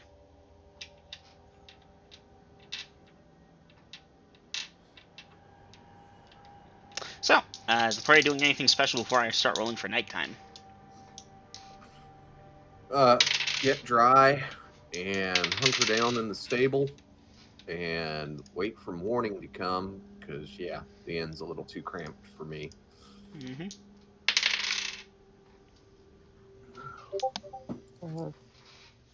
If Clyde hasn't bought food, Beltrix would have bought for him since he's out there. Thank you. And thank you for securing the information on that temple. Yeah, figured it best just to get that done and over with. Hey, who knows? Could be he's somebody important, and we actually get a reward sometime. Who knows? Probably not, but... You never know. I'll talk around and see if there's any, like, pet shops. There's a man with a fox fur pelt cloak or something. He says he's a hunter, not a pet owner. I gave you the best I could, and I also rolled up a thing that technically doesn't exist, so you get a hunter instead. So, sorry for kind of strong-arming the campaign right now. We just... No, it's no, good. that was fun. Alright, party is over there. And okay, I'm gonna start checking for nighttime encounters. Dom, they don't really have pet shops, it seems, over here. This used to be a mining town, still is. Okay. Oh, while Bellatrix is bringing me some food from the inn, I got an idea that I will share. Belle, what if, when we get to the next town, which should be the one we got him from, we buy him a chicken as a pet? And that way he'll be happy and distracted, and if something happens to it in the future, his father will be able to replace it easily without him knowing the difference. This is true. That is a good idea. I'll tell everyone else inside. Or some other animal, something small and easily replaced. 3 guys walk into the bar. And with that, I'm pretty much in limbo mode again. Alright. And They Dungeon ordered Master, I drinks. spent the gold on Clyde's food, so Yeah. he's eating well tonight. Yeah, Yeah. appreciate that. I hate breaking down coins if I can avoid it. Good times. Hey, Lydia, figure half of that for dinner, half for breakfast. I'm covered for 2 that way. All right. Alright, let's... And with that, since it looks like y'all have some RP in the tavern, in the bar, in the inn, yeah, I'm in the stables and going for a smoke real quick. All right. Clyde steps outside and pulls out a cigarette and a lighter. Flick, flick. Catches, brings it to the cigarette. Now, I will need to know this information, who's in which rooms. Now, obviously, you don't know room numbers, windows, blah, blah, blah, but just who's sleeping with who. So please, type it in. Actions for the round. That's Same of as course usual. Vasa would be with Velkin. Tamara and David would be in a room. Bellatrix and Garrett would be sharing a room. Okay. Oh, okay, well then I overpaid for a bed. That's what that's what I thought was happening. Well, I mean, I paid for 3 rooms, 2 bed each, but Oh, okay. So Yeah. now Vasa doesn't want to share a room with. it's all right. I'll Velkin. eat the 2 gold coins there.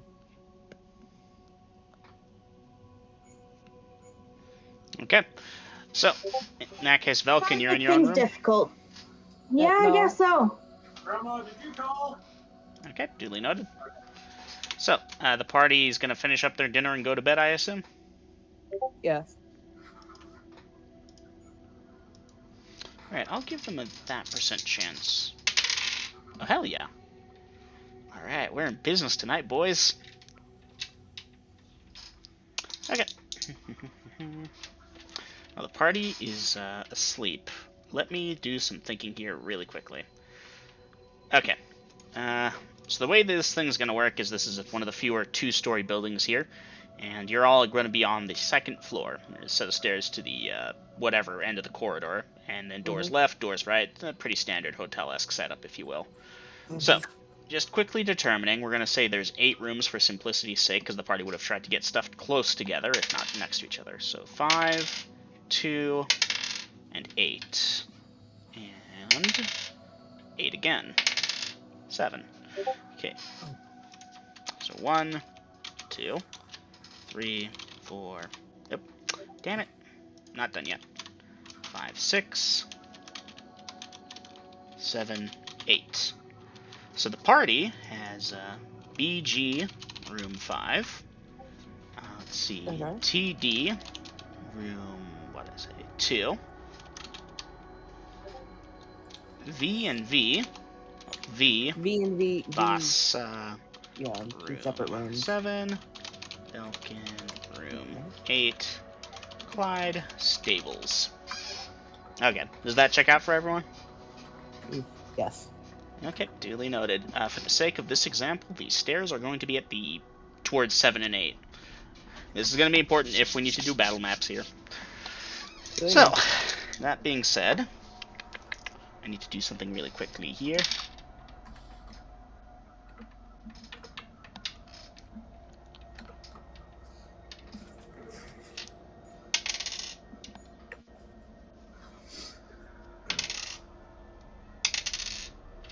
Okay.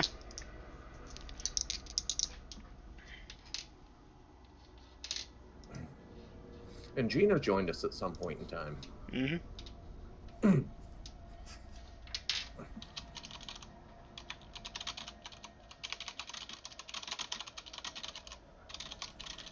Are you doing dice rolls? Yep. Okay. I just wanted to make sure I hadn't missed something.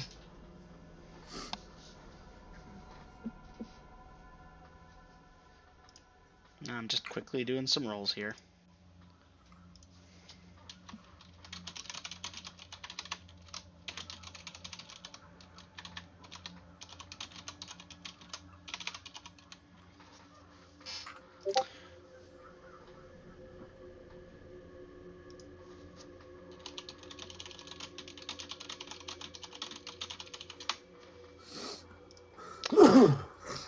Okay, so let's start doing some dice rolls.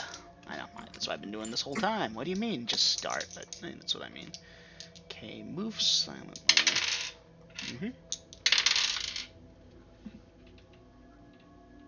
So are we all going to bed now? Yeah, at this point I have the party going to bed and being in bed for about half the night. Okay, well, Tamara would normally do her prayers before bed. Duly noted. Your prayers are done. Say your Okay. prayers. Thank And you. hey, for one night, David doesn't bother you with endless questions. He just kind of sits in the bed quietly. Well, that's good. Sniffles occasionally, but you know. If he keeps sniffing throughout the whole night, Tamara will roll over and be like, "Kid, what's wrong?" What's wrong? Well, it won't be for the whole night. At some point, he is going to go to bed. He is tired. Okay. So that goes to there.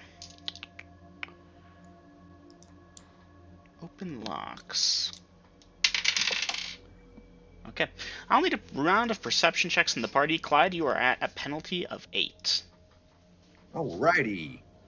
What I live Other for. people might be at penalties too, depending on room thing. Well, Okay. I'll be. Okay, Bellatrix Garrick in room 5. Okay. Garrick made his. Bellatrix missed hers 7. phenomenally. Okay. They are on such great spectrums, and I don't understand it. It's quite a spectrum. 2. No, nah. That's just giving you the number 2. You need to roll 2 d20s. Sorry, my keyboard did not put in the other R. Okay, so this will be for Velk Tamara. Okay, Tamara, you're at a bonus actually. Velkin, you're at penalty.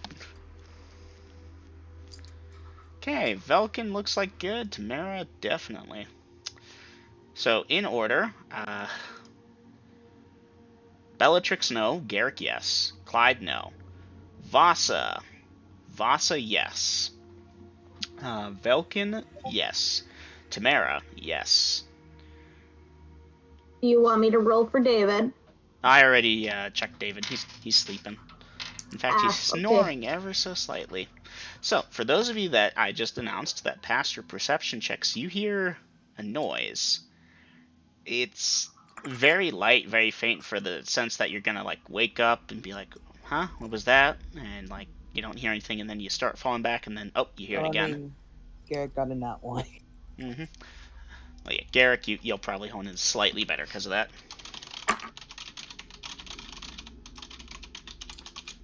Give me a second, I need to message someone.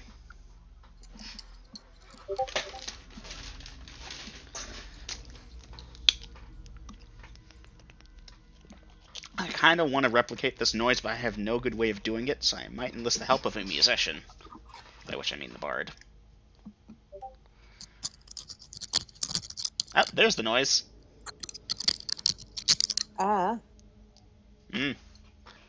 And then,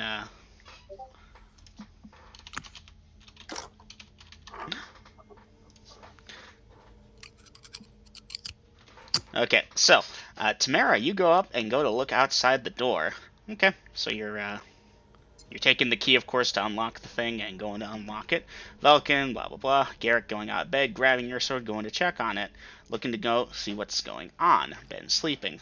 Alright. Well, Tamara, you're going to be first here. You unlock the door and go to open it. There are 3 people standing outside of it. They are wearing leather armor. They have daggers at their sides. One of them was over by the door, crouched down. He has a lockpick in his hand, and he looks very surprised. Dice initiative, then give me options. Well, I know what Tamara's gonna do. How far behind are the rest of us? You all are going to your doors or unlocking them and opening them at this point. It's just that Tamara's right there.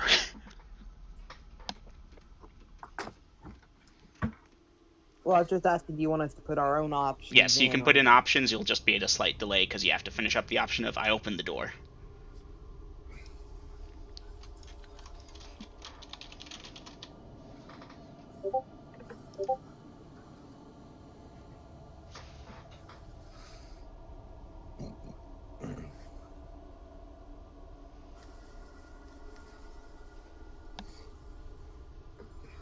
Okay, let me check something.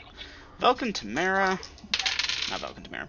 Tamara, your in Ben's room does have a window, for what it's worth. Ben? You mean David? David.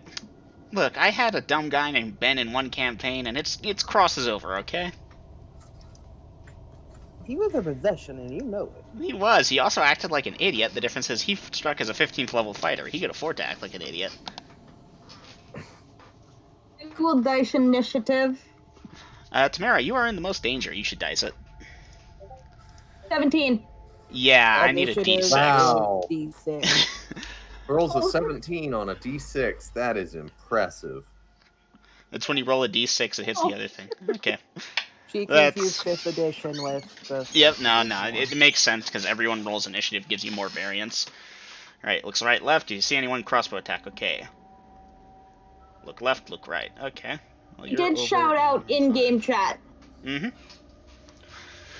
Okay, so looking left will get you C there. Velkin is grabbing her warhammer, or is that Tamara grabbing the warhammer?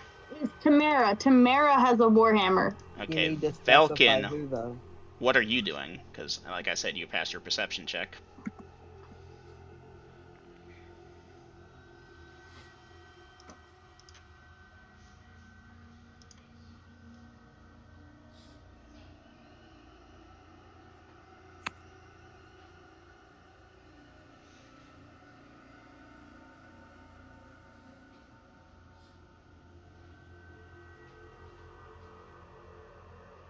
Okay. Runs out with short sword ready to attack. Duly noted. Okay. Now that I have everyone's actions in, let's begin the thing. Okay, they do have initiative. Let's see. Velkin, you're going for your warhammer. Two of the guys coming in. The other guy stands up and puts away his stuff really quickly before drawing his does not dagger. have a warhammer. My bad, Tamara. Tamara has the warhammer. Velkin has a short bow and short sword. Right. Velkin, you go to grab your warhammer. These people come into the room behind you. All right. Let's see. So you'll be able to grab it and get it into. My God. You know what? Switch your name up. You're not Tamara and Velkin. You're no longer Velkin and Tamara. I forbid it. I'm joking. So Tamara, you won't be able to get your warhammer into play this round, like to do damage with it, because you have to go run and get it. Her warhammer is always close to her. She doesn't really. So was it close to you in your bed? Yeah. Okay, and then when you got up and left it there to go check on the door, was it still somehow close to you? Like I said, it's always in arm's reach. Then you gotta specify taking my warhammer with me. If you have it close to you when you go to sleep, like I assumed you do, like you just confirmed you did, then it doesn't magically follow along unless you got it on a chain. Yes, I have it on chain. Alright. Well, in that case, you're pulling the chain to go get it. Anyways, you are attacked. Let's see. What is your armor class right now, Tamara? This is leather. No, that's armor type. Strength 10. Dex. It is above your armor. It should say AC. 8. 8. No dexterity bonus. Leather armor. Okay. Thief. Level that to hit armor class there. Miss. Okay. Other one. Someone dice percentage for me, please. Alright. Dice low. 33. 33. Sure that's triple damage. 33. If it's a crit. Miss off balance. Penalty of 6 to AC. No dex bonus to AC. Forfeit next attack. Okay, those two are done. The other guy comes in. He's quickly stowing away his gear. And they're, yeah. This just went to shit really quickly. Okay, I need to check something. Okay, he's leaving the door. And let's see. At this point, Vasa and everyone else pretty much has their shit done. You probably would have seen the tail end of that guy going into the room. Garrick, you had a chance to shoot him with your crossbow, though. Rolled a hit, but he's already moving by the time you pull that trigger, so his armor class is slightly improved. 18, that might just hit it. What do you attack as with that? Well, it's 18, but it's -2, so it's a 16 at second level. 16 at second. Ooh, I'm sorry, that just missed. Yeah. But now I'm charging, though, so... Yeah, no, so at this point, you're dropping that, getting your sword, and moving on in. Let's see, we got Vasa. She's rushing over. Vasa moves pretty quick. Let's see, Tamara getting her warhammer. How big is the hallway? Hallway is maybe 12 or so feet wide, but they're going into the room. Okay. Okay, Shouting out to. Well, Velkin would be charging as well, because he's. Yep. Yeah. That being said, Dom's character does have the speed and attacks per round advantage here, so I assume everyone's going into the room, or trying to. Yeah. All right. Let's look at distance. Vasa, room 7. Velkin, room 8. The twins, room 5.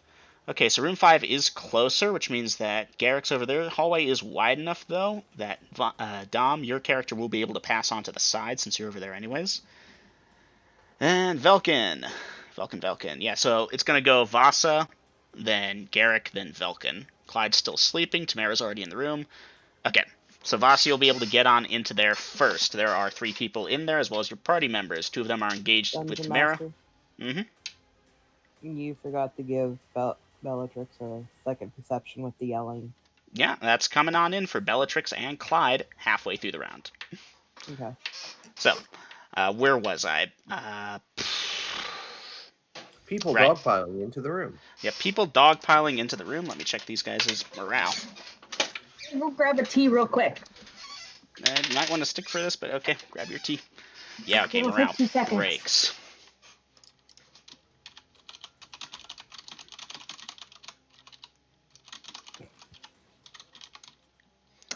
Let me just make sure he sees. Yeah, he gets that. May I dice to hit? Alright, so as you move on in, yeah, one of them goes and dives through the window and just shatters it beneath him and falls down to the ground. He manages to stick the landing, though, and he starts to run off. The other one's coming on in. At this point, Dom, you may roll to hit. Are you targeting the second one, the one about to jump out, or the third one? This is important. The one that was about to jump out. Okay, in that case, you rolled a 19. You are attacking as a monk of that level, and 19 hits that armor class. You may dice damage. Let me check if that's sufficient to stun. 2, 3, 4, 5. 10 points of damage. 10 points of damage, and he gets knocked out. Your open hand strike stuns him. The other guy, however, let's see. At this point, we got Garrick coming on in as the last guy.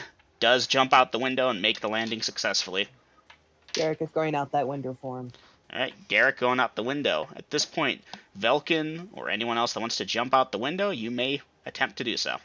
Just go ahead and jump. Jumping out the window after Garrick. Okay, in that case, Garrick, you have to leap through and jump out that window. Give me a dexterity check. Who said that? Nat 1. Nat 1. Okay, you will take half damage. That will be 4 points of fall damage. Okay. Dom, you were saying? Would climb walls fall into the category of not taking damage? Vasa, do you wish to use the monk's ability to fall when they're close to a wall without taking damage? Sure. Okay. In that case, Vasa, do you have a dagger or something similar that you're using for this, or just your bare hands? Got darts. Darts. Okay, so no, you'll be able to do it with your bare hands. But yes, you'll be able to descend slightly slower, but safer, because you're able to stay within the thing of the wall. That's you for the round. Garrick, you're on the ground, and it's basically the end of the round here. Velkin, did they update their thing before I move forward? Runs out with his short sword. I don't have anything from Velkin. I don't know if Naomi's back yet. Yeah, I am. I tried talking. Okay. I believe we lost Gina. Okay.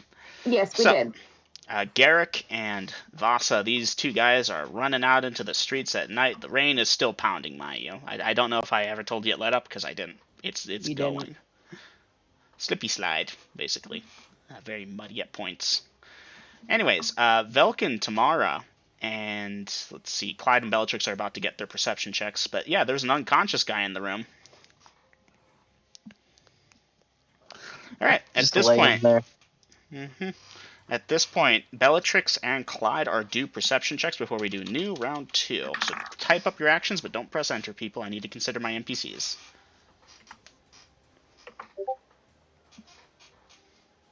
You didn't put new in, though. I haven't put it in yet. That is correct. Alright, so Clyde, you're going to make your perception check. The crashing of the window, you were actually at a bonus at this point. Bellatrix. Oh, Bellatrix got a 1 too. Nice. All right. What? Bellatrix, did you roll a natural 1? That was for my. Oh. Yeah, you're right.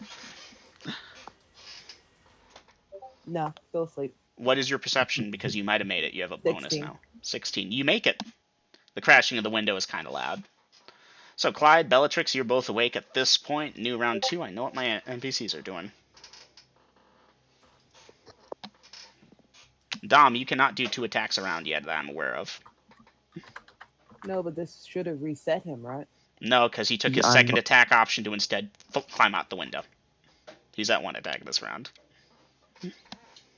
Investigate with spear. Okay, Velkin, checking it out. Tamara holding Warhammer to kill the man who breached the room, then asked David if he's okay while keeping an eye on man. Alright. David is still sleeping. Okay. That's good. Velkin, yeah, dude is still breathing. But he's got like a nice bump on his noggin, basically. He got knocked the fuck out. Mm-hmm. Can Okay. I edit that quickly? Yeah, you can edit that.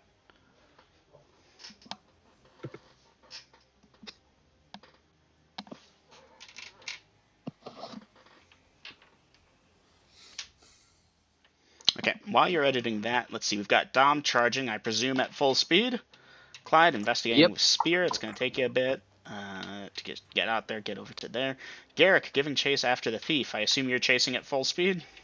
Full speed, and I'm just in chainmail, so I should be.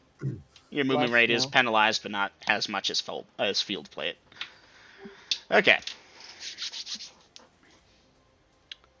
Okay. We'll see if there's anything to tie up the man in Tamara David's room. Tamara's holding her warhammer. As David is okay, we'll keep an eye on the man. Okay, Velkin, do you have a rope in your... do you have a rope? He's looking around, see if there's anything in the room. I don't think he has a rope. Wait, let me check. Yeah, no, they don't exactly do bed sheets at this place, so none of those could be used. If you got a rope, Curtains? you could use that. No, not really.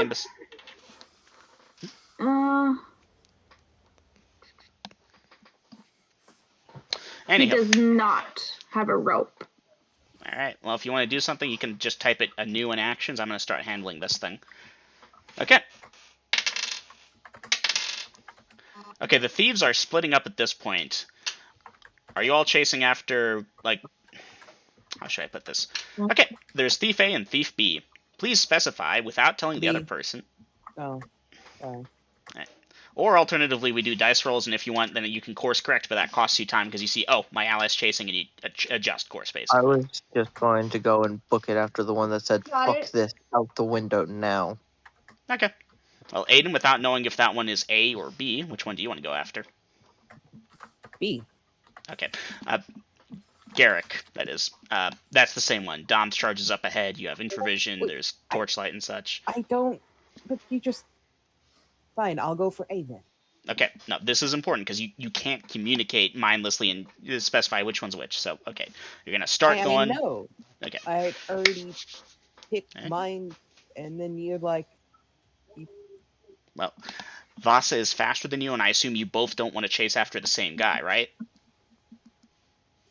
Yeah. Okay, duly noted, Velkin. Okay, Clyde going out to investigate the spear. Okay, let's do this. Dom, your movement rate is that. He is evading. You may roll to hit. You will start to catch up with him. The terrain's iffy at points, but yeah, he's ducking, dodging, trying to get between houses and alleys and stuff. You're keeping up the pace, though. I am smart. 7. 7 at 8th. Yeah, that's not going to hit him. Alright, that's you for the round. Moving on over to Garrick, giving chase after Thief B. Can Garrick, I go dice make percentage. something to drink now? Yeah, sure. 73. 73, yeah, Garrick, he's pulling ahead. He's in leather armor, you're in chain, you're both giving Mud it your and all. raining, so he should be slipping just as badly as me. Mm-hmm. Hence, they both suffer the same movement penalty in that. Unless you'd like to try and move faster at the risk of slipping and falling. In which case... I'm going to go full speed, just because I am. Okay, does the party know the big difference between stables and the rooms? The stables have fewer bed bugs and fresher straw. Alright.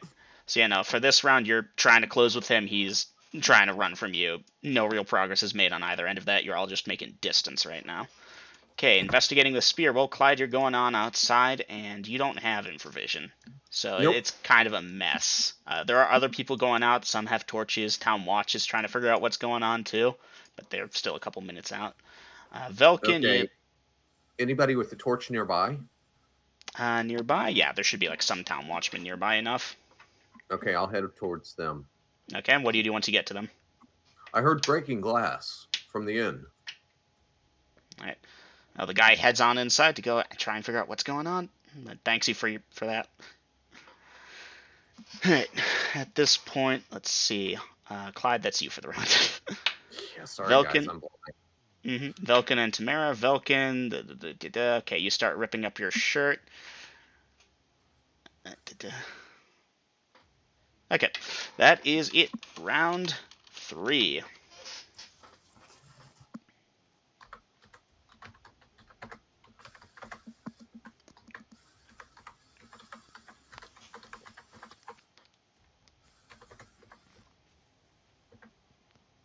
Okay, now Dom, at this point, this dude's leading you out of Torchlight. Maybe he's half orc or something. You didn't really get a good look at him. He could even be half elf. And he seems to be working better in the darkness than you are. That being said, he's making plenty of noise running around, even though the rain's trying to drown him out. So for now, you can kind of keep track of him. Would there have been a chance I could have grabbed a torch while running? Did you specify you wanted to grab a torch while running? Charge attack, rush over attack, so no. No, not really. Alright. Okay. And let's see, listen for troublemakers, teammates. Velkin, Tamara, I need your actions. That being said, you all are inside there, so I can run the outside group. Dungeon Master, did Bella make it out of the... Oh yeah, that's right, Bellatrix, I apologize. Bellatrix, you have grabbed your weapons, you have... takes the door, heading outside, checking for the breaking glass. So yeah, Bellatrix, you'll pass some guardsman as he rushes on in and see Clyde outside. Do I see heat signatures that I could identify as my brother or Throat Girl? Not at this time, no. We'll go and I'll just type it in. Okay. All right. Well, Still waiting for Velkin and Tamara to enter in their actions for the round. God, this shit went sideways so fast.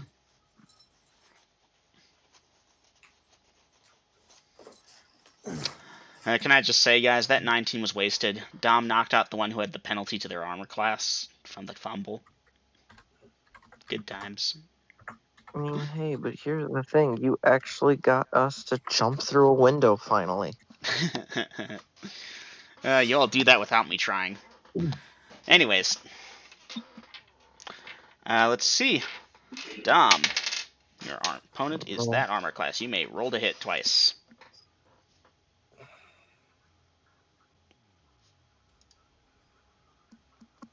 First hit. That's a natural Dice 1. percentage. Everybody was kung fu fighting. 35. Miss off balance penalty of 8. My bad. Penalty of 6 to AC. No dex bonus to AC. Forfeit next attack. You're pinwheeling. Your opponent is wasting no time to try and put some distance while you try and recover. Well, the dex, no dex bonus to AC. The -8 to AC is the real thing that hurts me. You're just lucky your opponent is running and not trying to attack you, because they could probably get you now. Okay, I mean, if they try all they do, I mean, they could try. Won't say that they won't get mauled because of it, but... Anyhow, yep, your opponent is fleeing Vasa. And yeah, you'll recover, and at that point it becomes kind of iffy. We will cover that later, though. Garrick continues to pursue within range of things. Dice percentage.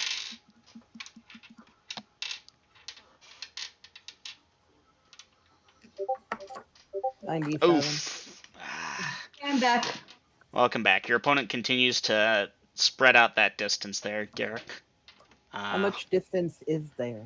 Well, you have infravision 180 foot. You took off right after him, basically, so you started at about 60. You're up to about 80 now. 80 feet difference? Alright. I'll keep going. Right, you keep going. Okay, Clearly, Bellatrix. he's not a fighter, so Oh his yeah, no, he's stamina is running. probably going to give out at some point. Yep. Okay, going to investigate the outside, looking for broken glass, and looking for footprints to figure out which direction. Okay. Clyde, listening for troublemakers. After that, or are you just hanging off doing that? And Velkin and Tamara, I'm still waiting on your actions. I was Okay, Dungeon AFK. Master. I had my next round ready, but I'll go ahead and put it in, which was return to stables and dry off. Okay. Because I can't do anything out there. Yep. Duly noted. Okay, Bellatrix, yeah. There's a bunch of footprints. There's hoof prints. You're running off of infravision right now? Not. Hold on, I need to check something. Yeah, at this point, there's a few guardsmen over there. No, you're not unless you're staying outside the torchlight.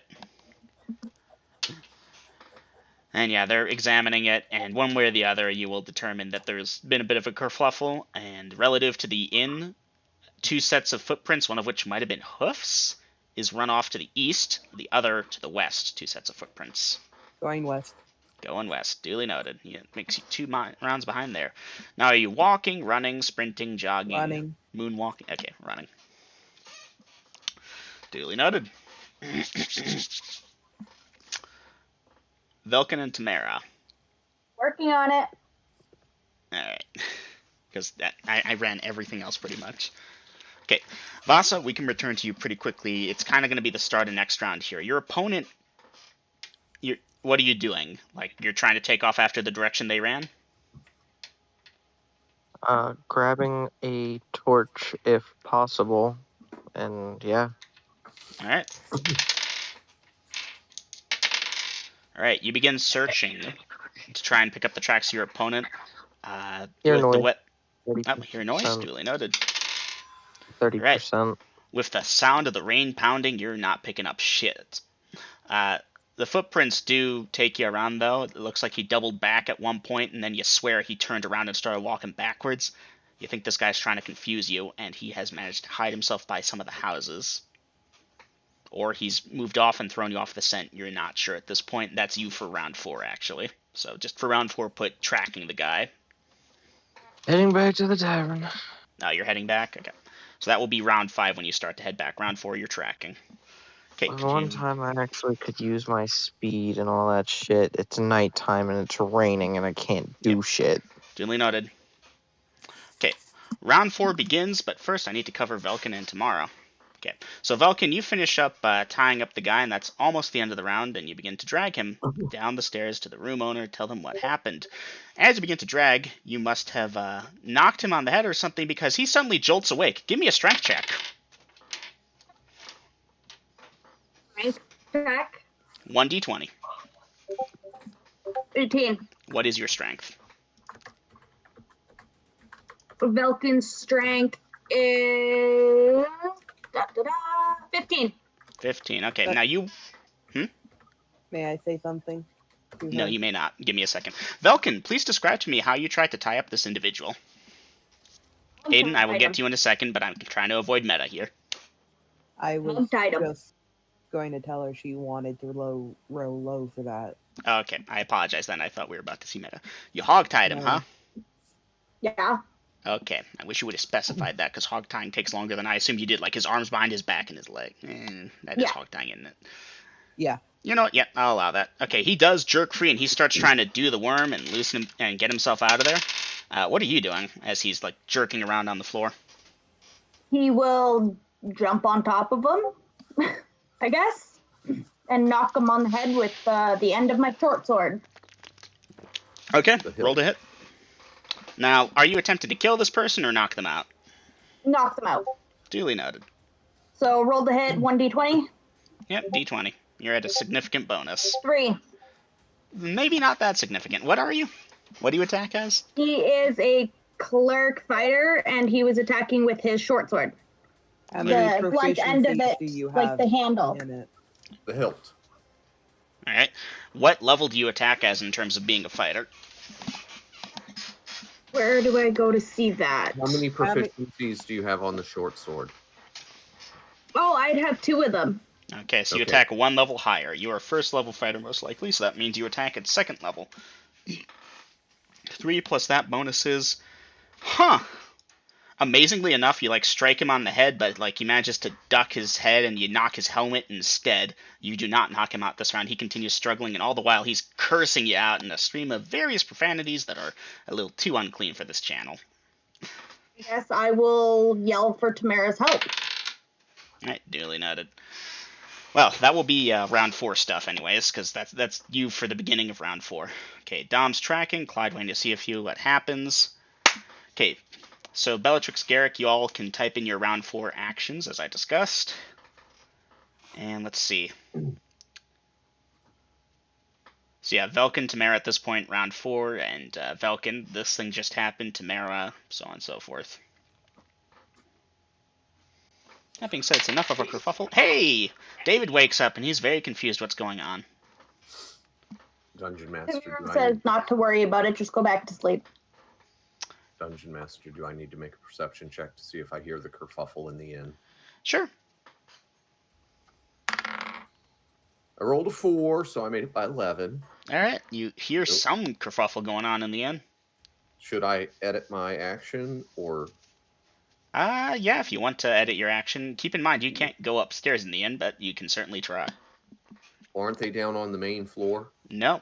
As they were dragging out of the room is when the head bump occurred that actually it was Dom's stun wore off after the 1 round. Alright.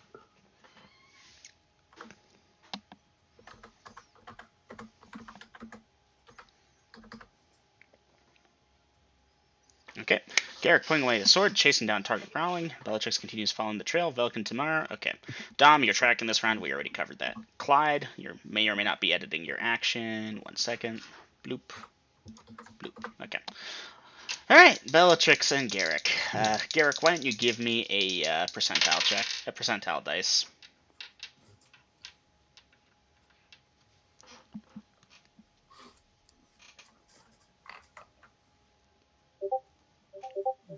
Oh, hell no. Yeah, you like slip on some mud for a second and lose a few feet and recover, but he put some distance with that one. Bellatrix, you're still like around behind minimum. Alright, so from 80 feet we now go to how many feet? That many feet. Okay, not too bad. And the run continues. This guy's panting and heaving, but good lord, you'd be amazed how fast you can run when you believe your life is in danger. Enter the inn, looking to see the kerfuffle. Clyde, the kerfuffle seems to be originating from upstairs, which is right where that guard seems to be going. I'm still waiting to see Velkin and Tamara's actions. Dom, we handled you. And Bellatrix, Garrick, we handled I was waiting for round 4. It's in there. 9:11 p.m. for me.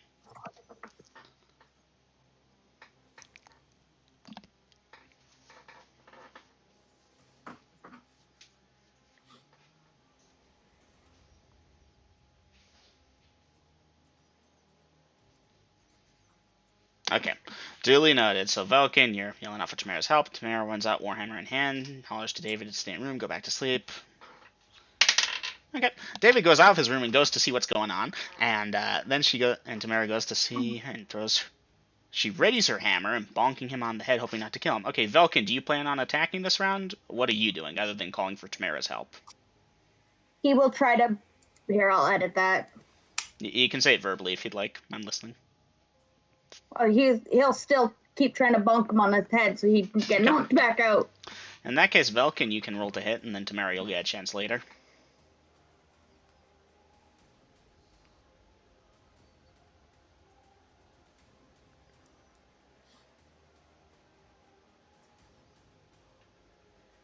Specify, I had to write it in. 6.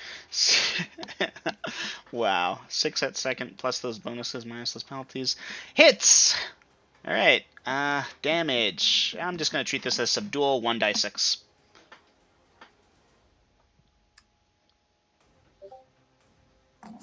Thanks. That's lowercase 6. 5, hey.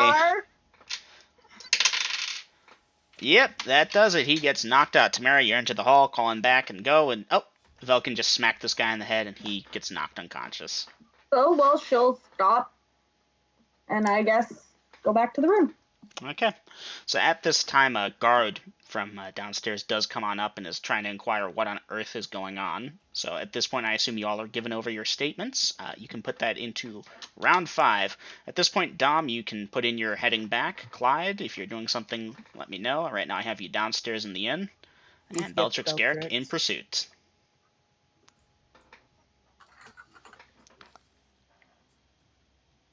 You skipped Bellatrix. Bellatrix, you're following your brother. There's not much to do here. You don't have a visible target to chase after, so you're just moving at your top speed trying to follow the footprints. Footprints are hot because something hot did just run by there a minute and a half ago. Yeah, but you didn't state it, so Right. to me, I'm still back where I just was before you said anything. So Going unless back. you tell me I've moved, I'm just standing still. Alright, well, Bellatrix, you are in pursuit. Okay, Garrick, I need to know what you're doing this round. I think this hinges on you.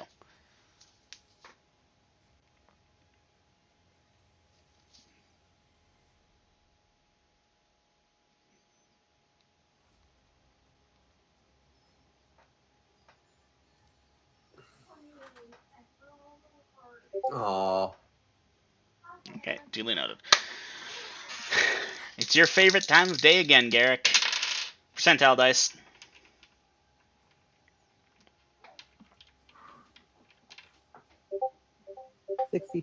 62, haha. Finally, you start to actually make the distance. He tried to cut left, but you managed to follow him without skidding as badly as he did. You begin to close the distance. That being said, you still have about an 85-foot distance, and yeah, huff puff for both of you. Bellatrix, you continue to follow them. Clyde, you're chilling to see what happens as Velkin, I believe, is talking to the guards to try and smooth things over. Going back to Tavern. Dominic, that will be you for the round. Round 6 you will arrive, or round 6.5 technically.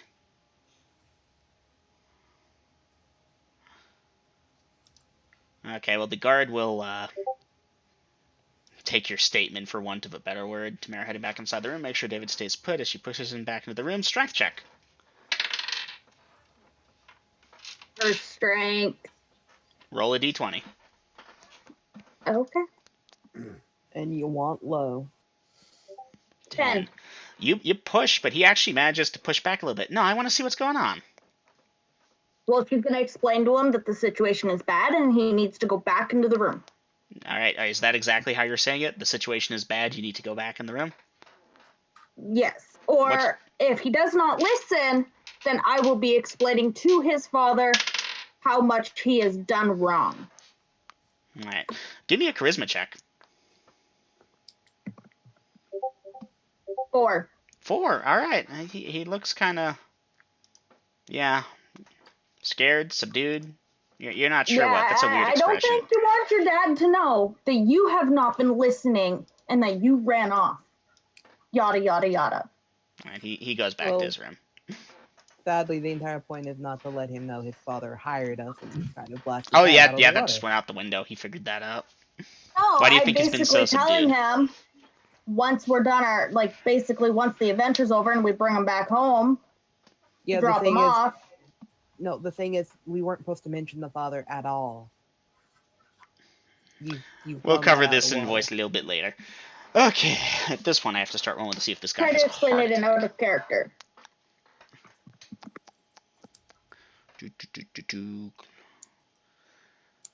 Okay, anyways, Tamara, you will get that done. Velkin, you'll get that done. The guard will help you bring this guy downstairs and talk to the innkeep. So, at this point, all we really got going on is Bellatrix and Garrick. So I'm going to switch solely to them as Dominic, your character arrives at the inn. Clyde, you're there. Velkin, Tamara upstairs, hammering things out. So let's just get this out of the way. Bellatrix, until further notice, you are following. Garrick, percentage check. Percentile die roll. Ooh, you both go sliding. I'm serious, you both actually slip off your feet in the rain trying to take another turn following him, and he lands on his ass and you follow, from behind. That being said, Bellatrix, you can give me a percentage die roll too.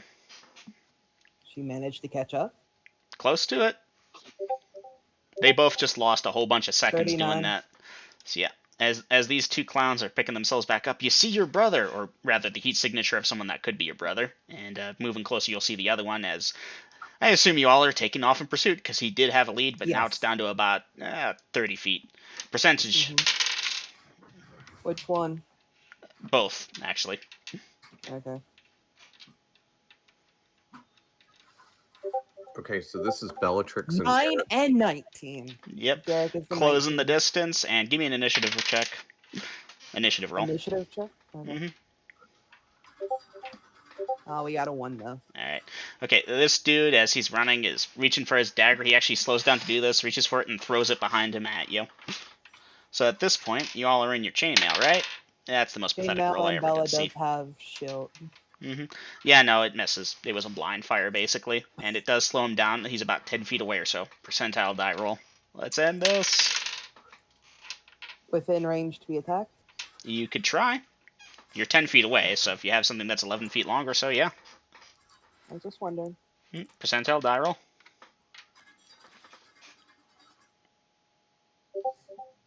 33 and 63. Garrett Alright, got a y'all 33. close the distance. You can engage with him in melee at the end of round 9. Going for a smoke. Okay. Alright. So please specify how you plan to do this. Like if it's just I take out my weapon and attack him as normal, let me know. Yeah, effectively. Alright, in that case you draw forth your weapons, he's trying to run and so forth, but y'all are going to be able to get him at this point. And roll to hit, roll to hit. Which one first? Bellatrix, you go Garrett? first. Okay. Yeah, I'm 7, pretty sure that's nope. a miss. 7. Alright, he begins to try to evade. Garrick, roll to hit.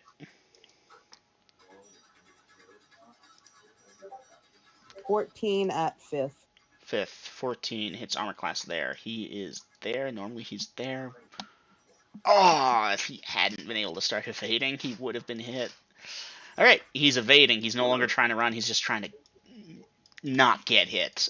Round 10, roll to hit, roll to hit. Unless you wish to do other options. No. I'm just going to do 2d20s at once. That if that's works. Okay. Alright, I'll need a Alright. percentile die roll on Garrick's fumble. Bellatrix, we'll cover that in a second. 60 for Garrick. Crit table. Melee fumble. 60. Miss distracted. Wisdom check or lose hold of weapon. 5. You successfully keep hold of your weapon.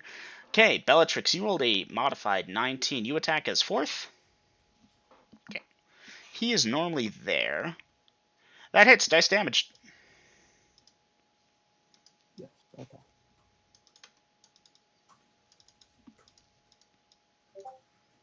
$14 points of damage. 14 points of damage. This dude howls in pain, and at this point y'all have been in one space long enough that authorities are coming out and starting to investigate, as are other people with torches. Someone's blowing a whistle, and people are shouting for y'all to stop. So, at this point, this is round 11 new. Consider it. I'll need an initiative roll, and I'll need to know your options. No. Bellatrix will stop. Garrick will stop, but both will attempt to tackle him to the ground. Okay, I'll need 2 rolls to hit then. This including strength? It should include strength, I'd say. Really, it should be more of a dexterity thing, but for now we'll do strength. 11 and 22. 22, and obviously you don't have proficiency in tackling, so you both attack at 2nd level. 20, 21, 22 gets that armor class. Garrick, you managed to grab a hold of him as he tries to dodge away, and yeah, you got him. You got the fucker. Okay. Vice grip engaged. He's trying, and he goes to, like, yeah, and he starts beating on you helplessly. Yeah. At this point, guards are there, and I think we can move things along really quickly if you'd like. Yes. Yeah, okay. This dude might like get a solid punch in on you. That's fine. Or not, I'll but take it. no, he doesn't penetrate your armor class. Anyways, you know, the guards make you all stop, and they're going to take all of you muddy fuckers in, because, Garrick, you and this guy are coated in mud. Bellatrix, you're pretty bad, too. You dived into the mud to try and get him. So, yeah, you all are essentially under arrest while they take statements and such, but... Understood, they're not resisting. Yep, after about 10 minutes, Clyde and everyone else, these 3 will get back. In the meantime, Velkin and Tamara and the guard over at the inn, the guard's going to take possession of this here thief, and, yeah, basically take your statements. And I believe, Velkin, you had something you wanted to say to the innkeeper, but I don't see it anymore. Anyways, through one way or another, that's 2 of the 3 thieves taken down. Not bad, party. I'm gonna have to crunch their XP later. I was hell bent on getting mine. Yeah, you were. Obviously, there's the one that got away, but it wasn't like he was the leader or anything. Totally not. Yeah, they'll sweat the name of him out of the other 2. That's the plan. So yeah, party. It will take some time to clean things up, obviously. Call it the next 30 minutes eaten up by inquiries by a couple of guards and so forth, and a constant retelling of events. And they do get everyone to tell their thing. David, for what it's worth, is pretty straightforward. The guards pretty quickly catch on that he's not all there mentally, and yeah, just, I was asleep. No, I don't know what happened. I woke up, they told me to go back to sleep. And yeah, I do believe that about covers everything for that time period. GG, party. Y'all successfully... Those weren't just thieves, those were assassins. They were gonna kill the people in that room. Not very good assassins. No, not very. Alright, that being said, the party, I assume, is cleaning up and going back to bed one way or the other? Yes. Yeah. Yep. Alright, the nighttime will pass, morning Garrick will comes... reload his crossbow. Duly noted. Morning comes and light shines upon Denalia. Also, Dungeon Master Beltrix would have said if there's a bounty on these people, we would like to collect that. Alright, are you going down to the station with them to look at the bounties that night? Beltrix will. Garrick will probably just go back. Alright. Sadly, the Demi-Lich Acerak... I'm kidding. You go down... I do actually need to check that 1 second. Just a moment, let me see if there is anything. Hang on. Y'all pass by some of the guard people and so forth, but yeah. These people are not known at the station. Like, they'll definitely keep them and do some inquiries, but unless you're hanging around in town to see when, if these people end up getting booked for whatever crime, they're definitely spending time in jail. That's the best they can do right now until they figure out who these people are and if there's any bounties on their heads. Beltrix will tell the guard captain, whoever she's speaking to, that her and her group will check in, when we're back through this way. Oh yeah, sure. If there's a bounty, we'll save it for you. Alright, and then she'll just go back to their place. Of course, trying to clean up, and hopefully some of the rain will help wash. Oh yeah, the rain helps a lot. It's like a shower. Speaking of which, make sure you oil your armor, people, if you have metal armor. We'll do that in the morning. And speaking of rain, it is currently raining cats and dogs here. Yeah, I know. Where do you think I got the inspiration from? I didn't know you could hear the rain on my end, man. Hear it? Oh, right. Yeah, I heard it. Yeah.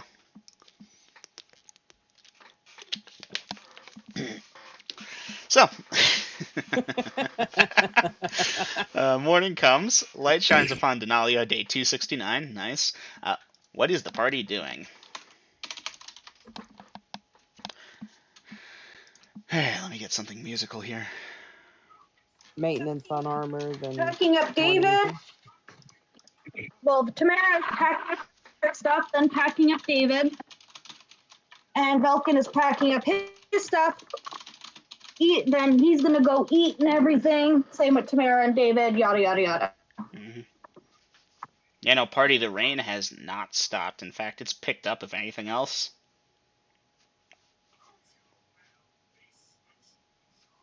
Yeah, David actually suggests, hey, can we stay here until the rain stops? Adventurers don't stay places. They keep traveling. Okay. You got a cloak, right? He does have a cloak. Alright, we'll put that on, then we'll unfurrow your tent and just wrap you in it to give you some seconds. I got a blanket, and he pulls out a very nice winter blanket. And we're still going to wrap the tent around you to give you some more protection. Okay. Yeah, he's broken. Y'all broke poor David. It's more for his own comfort, because we understand if he's sick, that doesn't bode well. That many miles from Sailbarf to Feltor, which is where the party is going. Mm-hmm. Okay. So at this time, morning routine, helping David, morning routine, armor maintenance, morning routine, eat, pack up. Dungeon Okay, Master, can I ask a question? sure. Did Valso buy a covered wagon or an uncovered wagon? Uncovered. Okay. The thought never really popped in my head till now, to ask. Mm-hmm. And who did we lose? Bot. Oh, okay. There we go. All right. So the party plans to head out in some of the worst rain y'all have ever seen. Afraid so. All right. How fast is the party traveling? Is this a dirt road or a paved road? It's trodden dirt. Crap. Mile? Half a mile to a mile? What do you say? 2. 2? Let's see how well we can manage. All right. I presume the party will be keeping an eye out that, oh, the wagon's shaking kind of scarily, or we lost control of it, or it's getting stuck, or so forth. Yeah. All right. All right.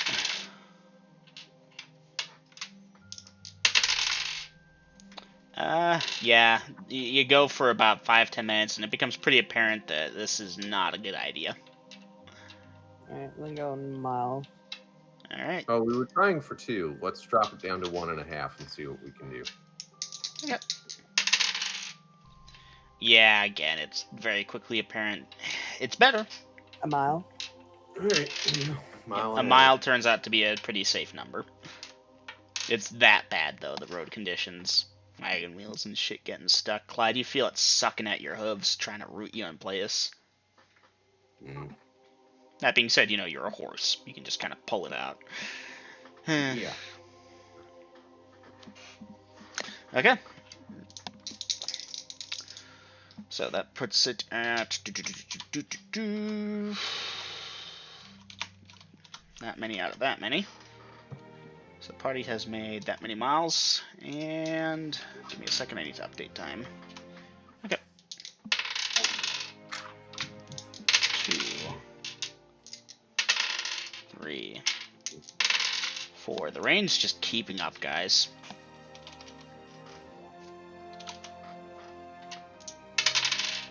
That being said, it's about lunchtime, and yeah, the party's made some distance. Maybe. Honestly, with this stretch of road, it generally feels like you could just be traveling the same 100 feet of it over and over and over. Okay. Well, we'll stop for lunch. Pull the wagon under a broadleaf tree. Okay. Allocating time for lunch. Mark off your rations. Ooh, fun stuffs. 4.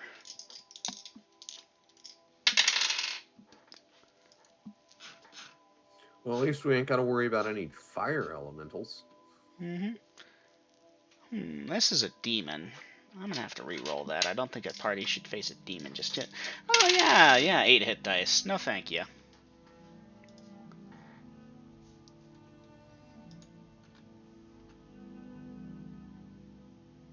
The good news is the rain is keeping other stuff suppressed too, so this creature actually can go out in the rain, but it's not hunting, it's just hiding, waiting for the rain to pass, so non-encounter. And moving forward. Anything else that hour? Nope. Alright, party gets back on the oops. Get Party back gets on the oops, guys. Yeah, back on the oops. Anyway, the we've been on the oops for 1, And 2, now you sound like a airplane captain. 3. This is your captain speaking. We are currently broadcasting from Radio Air Tower. Mic check, 1, 2, 3. How do I sound? And now you're back to normal. Alright, so it's on your end. 4, 5. And you're back to being a captain. He sounds Really? the same to me. Yeah. Rip, your internet must be sucking because of all the rain. Alright, speaking of which, the rain is keeping up. This is hell-like, and it's coming close to nighttime as the rest of the day passes without encounter. Is the party traveling till dark, setting camp? Yeah. I'll start picking up wood to that last hour. Duly noted. The wood's gonna be very wet. Yeah, well, still, at least I'll have wood. Yeah, that's Yeah, true. you'll have wood, but we probably won't be able to have a fire tonight. Well, has anybody got oil? I got some lantern oil. There we go then. It's I have a not lantern too. going to matter if we oil it or not if it's still raining. If we can get the wood to start burning, once it's burning good, and we have enough of it burning good, it'll keep burning, even if rain, unless we're in a monsoon. It's pretty much monsoon grills. Oh, okay. In that case, screw the goddamn wood. I still have oil. We could make a lantern and get some heat from that. We could. Do you want? Wouldn't Do you be want? I enough. should do it. Wait till we break for camp. Okay. Freaking monsoon. On the plus side, it actually lowers your chance of encounters. Most creatures don't hunt in the rain like this. This is the time for hiding. That being said, that is still a roll that indicates a possible encounter as I, you all Dungeon make Master. camp. Beltrix and Garrick, they did see like a tournament or two, right? A bit. Why? Okay. Just seen it, right? I mean, Okay. the Tournament of Fighters itself, or? Yeah. The I tournament. mean, of most fighters. reasonably, yes. Okay. I just need to know if I know about the tournament. That's all I need. That's all I Hmm. need to know. If I knew about it. Do I know about it? Yep. Okay. Well, David, have you ever thought of participating in the Tournament of Fighters? Ah, that's interesting. He responds, not sure. Thought about it, but that wasn't being an adventurer, that was being a warrior. He doesn't want to be a warrior, he wants to be an adventurer. That is being an adventurer, though. No, that's not being an adventurer, you're just fighting in a boring tournament. You gotta stand around and do nothing, and then you Those are fight some... people who've been adventuring, have gotten powerful to showcase themselves. And they became powerful warriors by adventuring, but you can do it the other way around. I'll think about it. Okay, let me see. I know what this thing is, and that's kind of mean to throw at the party. Yeah, it has 6 hit dice.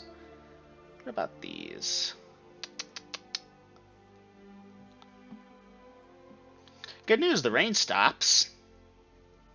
Ah, good. At what point? Somewhere throughout the night. Whose watch? Give me a second, I'm still crunching numbers. It should be Okay. 5 hours into the night. So that would be 3rd watch. Velkin. Yeah, so Velkin, somewhere around your watch, the rain finally lets off. Obviously, the hour or two beforehand, it starts to lighten up, so on and so forth. What are the temperatures like, Dungeon Master? Yeah, that's the thing. So, party, I assume y'all are, like, trying to keep warm, because it's fall, which is why it's so wet and rainy and cold. Okay. It's not winter yet, but damn, is it cold. Yeah, we'll bundle up next to each other, probably all surrounding Clyde. Pretty much. Mm-hmm. Because he's the biggest and probably the warmest. Okay, I'm going to use one of these things. Well, I mean, this kind of works out in his favor, too, because then everyone surrounding him, he's getting all the body heat. It's a mutually beneficial relationship. Anyhow.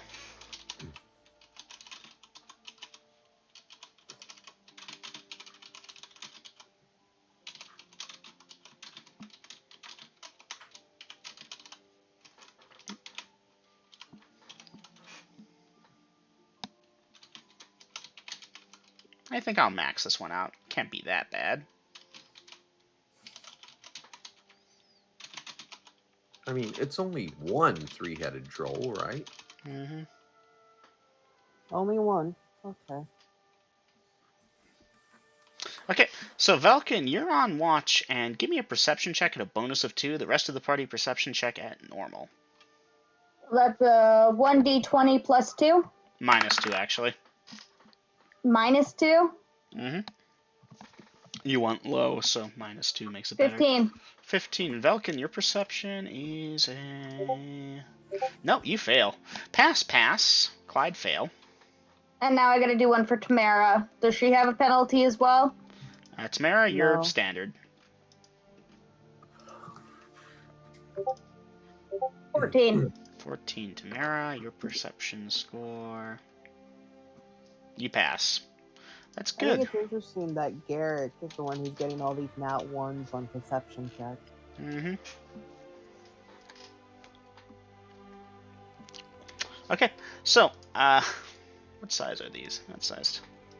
How many are appearing? That's right, it was just the one. So, for those of you that make your perception check, how best to describe it here? Excuse You're me, all guys. gonna hate me for it. Vasa, did you get a chance to do your perception check? I don't see anything from you.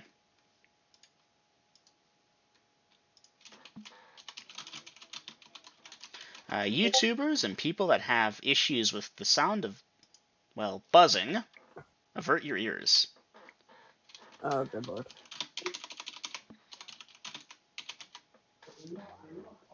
You can hear the No. bard anyways, Nope. so. Well, okay, you know what? Screw it. I've wasted it. It's a wasp or something that buzzes really loud. Zzz. So I'll need to know what the Guys. party's doing at this time. Okay, am I Guys, this is awake? the- I No. think I failed. Now you Okay. failed your perception check. You get a chance later when the party's screaming and dying. Guys, I think he's in a hex after us. I do one of those that you all remember. Okay, Vasa, yes, you're good. Clyde, you're good. I think Yes, like, those that things. should Yeah. have, like the entrance like rotated towards like right here.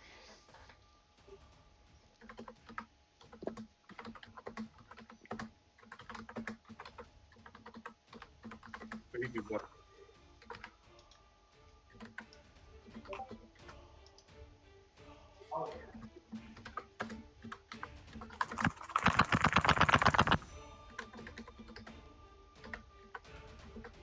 Okay. Velkin, Tamara. Let's see, you both failed your perception checks. Velkin, you're the one on launch, though, so you're just standing around and you get a thing. He's not standing around, he's walking around looking. Mm-hmm.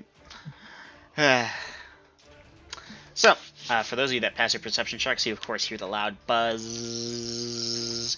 And let's see. Yeah, you all are clustered together, aren't you? 1, 2, 3, 4, 5, 6.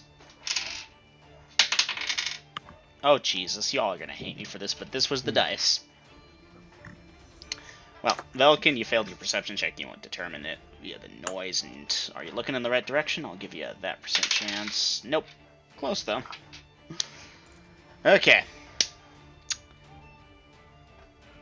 Okay, BG, perception checks. And Dom, perception check. Again? You heard the noise. Now you get to see if you see the thing coming in. 1 and 18. Alright, Dom, yeah, that passes. Actually, no, Dom, you fail. I'm joking. Anyways, for those of you that pass your perception checks, a large creature flies in from above. It is about the size of a man. It has 6 arm appendage things. It has an insectoid head with antenna and big eyes and these snappy pincers. It has a tail stinger thingy at the bottom of its thing. And it is moving in towards the cluster of heat and food and illuminated by the light of, what's-his-name's lantern. I mean, I'll just take the whole I don't see it if I can also get a plus to hit this thing. Joke. Anyways, those of you that saw it, I assume you're ready to attack, so Dom and Garrick, I believe. Or did Garrick fail? Bellatrix. Okay, so Bellatrix crossbow is pre-initiative. You may go ahead and roll to hit while someone else dices initiative. I got it. You want to Clyde? 13 plus 1, then it gives it a 14. Subtract 2 gives it a 12. 12 to hit armor class there. 12 and 2. Sadly, that's a miss. 3 for initiative, duly noted. Dom, roll to hit with the first dart as the thing hovers on it. Well, not hovers, flies on in and is going for Drum roll, please, but let's see if you kill it. Dungeon Master. 15 Mm-hmm. at 8. I'm sorry, say again, Dom? 15 at 8. 15 at 8th will hit. You may dice damage. Let me check. Yep. Aiden, you had I'm a just question? going to use it. Oh, Question: since Bellatrix and Garrick are sleeping next to each other, would Garrick have seen her shoot? I mean, yeah, you'll be able to perceive that, and you'll probably get a chance later. I'll give you a bit. You're going to get a second perception check as, Clyde and Vel can get a perception check as well. Okay. I'm It just wasn't going to roll yet. it. Oh, not yet. Okay. Dom, please roll.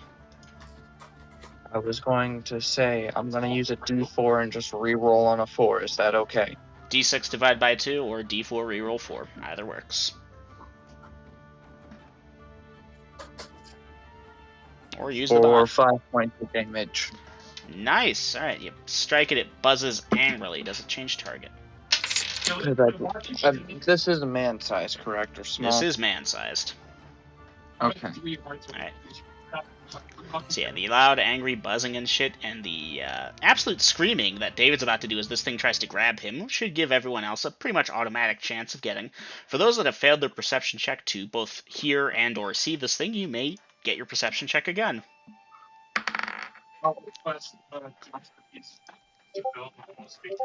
Garrick sees. Yep, Garrick, you'll have a chance to discharge that crossbow and get an action, potentially. Okay, Velkin, yes. Tamara, yes. Clyde, yes.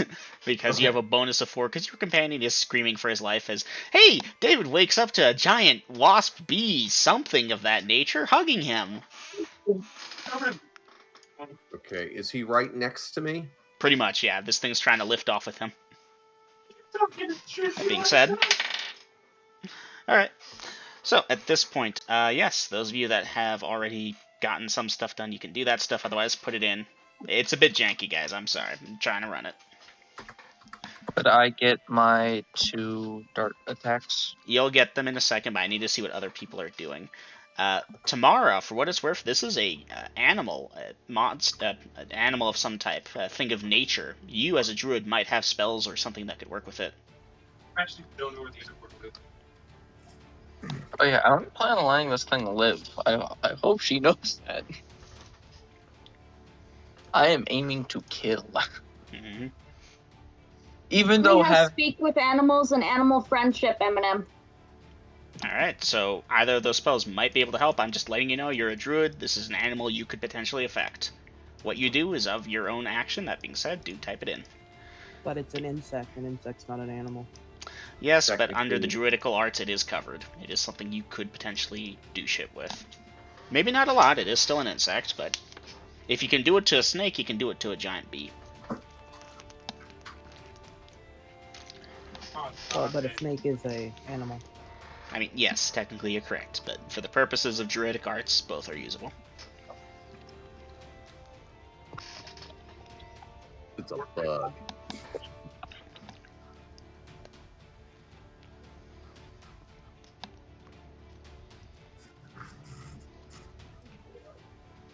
And Dungeon Master, alternately, if I miss on my grab, can I grab David? Yeah, you can certainly try.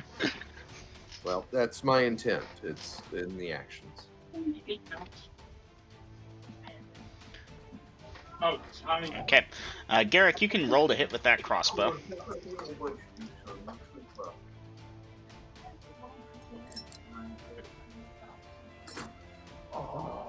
We're going to do the corn feed? Yeah. Okay. 14 at second. That hits. Dice damage.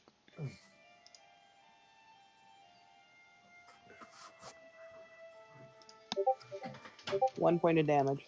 Okay, duly noted. Push it down. Mm-hmm.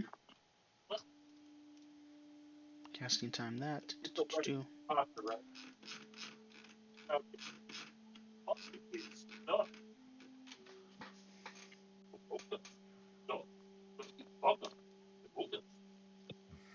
Let me check this thing. Intelligence Hey. there. Hey, and let's face it, this thing ain't gonna fly off with me holding on to it. Maybe. We That'd don't know have its to be strength. one hell of a bug to lift 2,200 plus pounds. Hmm. Okay, so Garrick fires off his crossbow and makes it. Tamara, you begin casting Speak with Animals and saying what you're going to say after that. That is 3 segments of time. Velkin runs over to the commotions, and yep, there you go, Velkin. You're just running over this round, or are you going to try and do anything? If so, edit your I action. will try to attack. I'm sorry. I'm Okay. also trying to do some of my homework as well. Okay, Clyde, roll a hit on that grab on the bug. 19! Yeah, you grab that fucker. And in return, it's going to try and sting you. What is your Okay. armor class? Upper body or lower? Upper body. That's the part you can hit. 5. Well, I don't have my shield employed because I just woke up, so 6. 6. Alright. Credit for honesty. For this thing to hit with that... Oh, I could have stacked O with that. Ouch. Alright. Let me double check damage on this. That will be the full 4 points of damage, and I'll need a saving throw versus poison. Ow. 20! Yes! Yes! Oh, Clyde, it burns. It burns. Okay, This thing yeah. pumps the poison into you, but your centaur blood resists. Oh, it burns. Yeah, now I'm putting my weight against this thing. With the humming, the angry thing, it does drop Ben at this point, obviously. David. David, yes. He has 2 names now. Okay, B, you're able to do that, but at this point he's not in danger of being dragged off. You'll have a chance in round 2. Vasa, you still have 2 darts ready to throw, so throw, because I believe Velkin running over will be at the end of the round. First one's a 3. 3? Was Second that one's a natural. a natural 20 for the second one? Natural 20 for technically the final dart. Okay, dice percentage on that. Piercing. Ooh, that's actually pretty good. 87. 87. Alright, dice damage.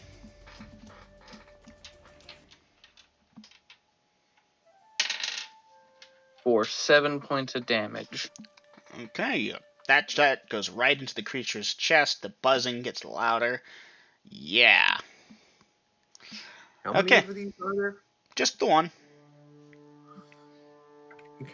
It's unironically turning into a porcupine.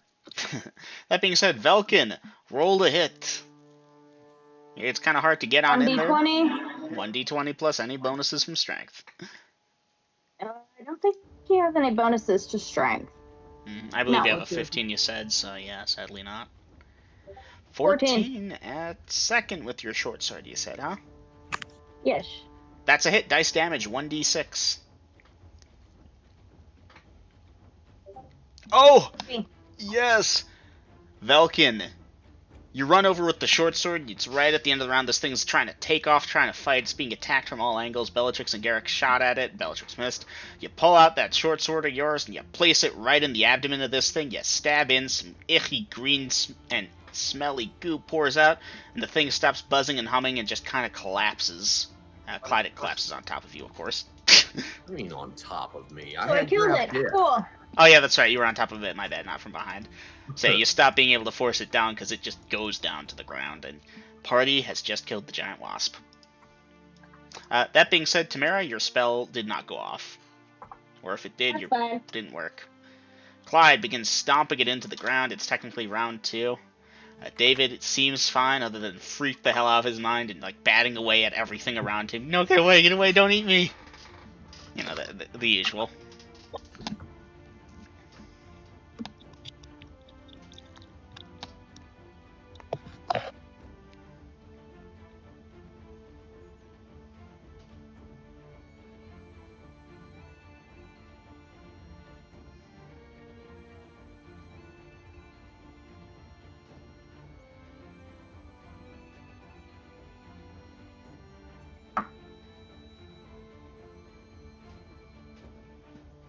Alright.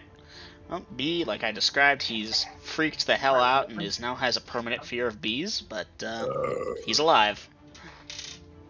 He's fine, didn't get stung, didn't even get bitten. That thing tried to bite him, but his armor saved him. And this is the life of an adventurer. Do you still want to be an adventurer? Get away! Get away! Don't eat! No! No more! No more! David, look at me. Aiden, you know how these people get. It's gonna take a bit before you can get to him, and he's non-determinate at that point. He just wants to go to bed and wake up back at home. Anyways, so yeah, David gets calmed down. Like, we could roleplay that out blow by blow if we really want, but that would kind of slow things down. I'm guessing the party doesn't. Correct. Dungeon Master. I stated bind wounds. Yeah, Clyde, hit point restored. Thank you.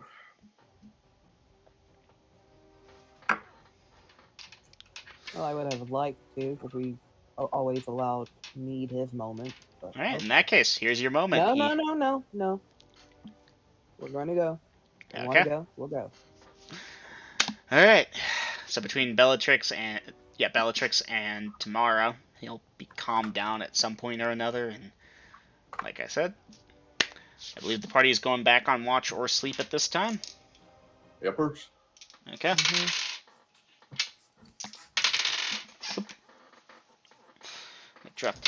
I dropped the ball, and by the ball I of course mean the dice.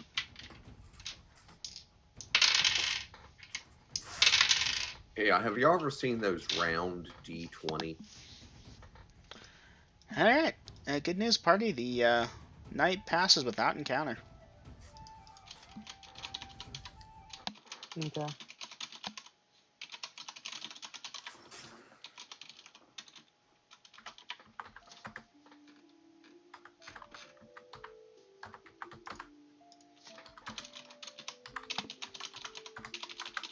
I can't type for the life of me. Okay. Day 270.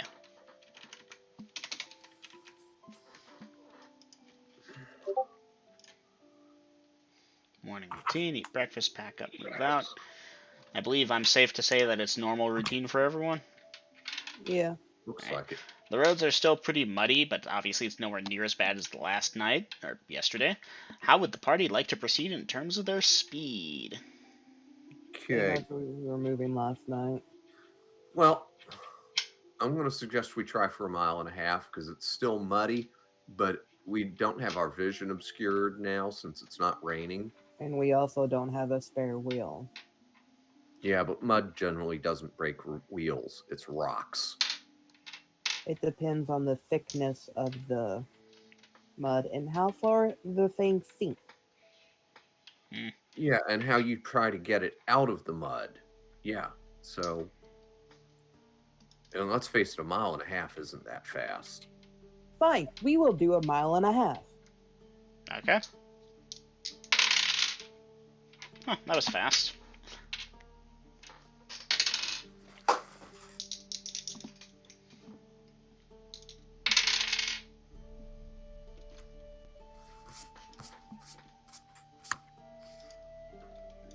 Ooh, this is a fun result. 1, 2, or 3. I'm gonna make it a D4 though. Oh. Okay. Result of that or better means it's that thing. Holy shit. Party. Perception check says the party starts to get up and move on. It is actually like right after y'all start moving again. 6 and 8 both pass.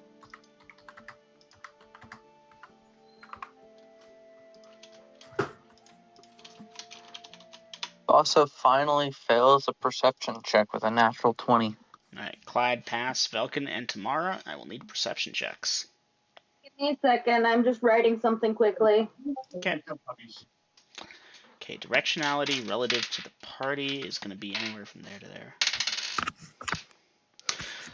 So obviously the party's aware of a rock in the area, and I know a couple players have messaged me, Dungeon Master, I'm keeping an eye out for any nearby trees for cover in case I hear large wing beats because I don't want to be snatched up. Mm-hmm. Mm-hmm. Thud. So we're fighting that thing. Got it. Thud. Guys, the air Falcon vibrates. 15, Tamara 8. Tamara 8. Okay. Velkin, you actually do pass despite your perception check being kind of lower. It's literally just Dom, you rolled a 20. I can't help you there. The air vibrates. Thud. Thud. And the party begins to look around. And those of you that made your perception checks, a unbelievably huge red dragon is cresting over the top of the mountain that is quite a few miles to the north of where the party is currently located. Thud. What direction are we traveling? Currently, the party's on a north-south stretch of road by Sailbarth, or close to it. You recall that there's that fun T intersection. You have to take a hard left there. You haven't reached that point yet, but you're getting there. This thing is Love cresting the throwing mountain. dragons at us, don't ya? Again. Necromid, you were saying? This thing is cresting a mountain directly in front of us, more or less. If you count like 5, maybe 10 miles away directly, then yeah. Okay.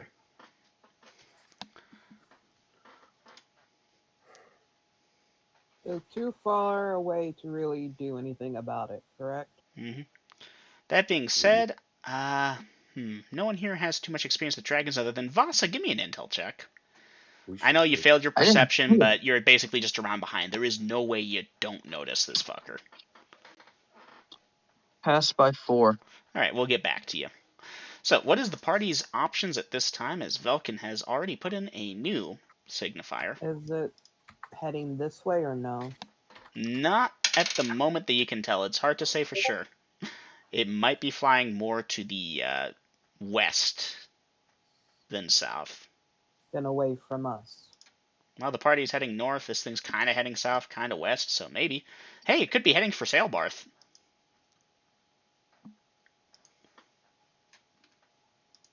How bad are the roads right now? Not great. What is the fastest possible speed I can go without either killing the horses or damaging the wagon? You're not sure? How fast do you want to try to go?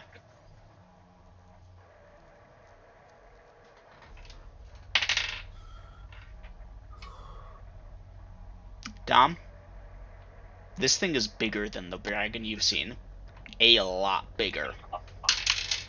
And I would assume with Vasa having at least some minor skills with husbandry, basically being able to care for wagons, I would Husbandry hopefully is know that care for animals.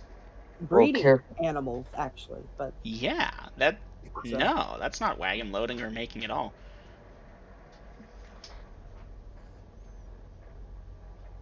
All right. Dungeon Master, let me make sure on this. We're heading north, correct? And yes. We hit a T up ahead that takes us west, correct? Okay. Meanwhile, further north of that. And meanwhile, further north of this, cresting the mountain 5 or 10 miles, however far away, is this humongous red dragon that is going south, maybe southwest. Okay. I put in in-game chat, we should take cover, at least for a few minutes, and see where it's going. Guys, come on. This is way out of our weight class. All right? Let's just get under some trees, peek through the foliage for a few minutes, and see where the fuck this thing is headed, and not go there. Okay. So, with Clyde's suggestion to the party of doing that, Dom, your character is driving the wagon that everyone else is on. What are you doing? Just going with whatever the fucking party wants to do. As I said in actions for the round. I see that. So, I need to determine what is the party doing. Is the party stopping and taking cover, or are they continuing onwards as 2 people have suggested? You suggested we keep going. Right. It'd be 3 people, Eminem, because Aiden suggested it, and me, or Belkin and No, I Tamara did not suggested suggest it. the damn thing. I suggested my characters are just going to ignore the damn thing because it's too far for us to actually worry about. If it gets I'm gonna in go pee. range, then yeah, then I'm going to worry about it. Okay, I'm sorry. I misinterpreted.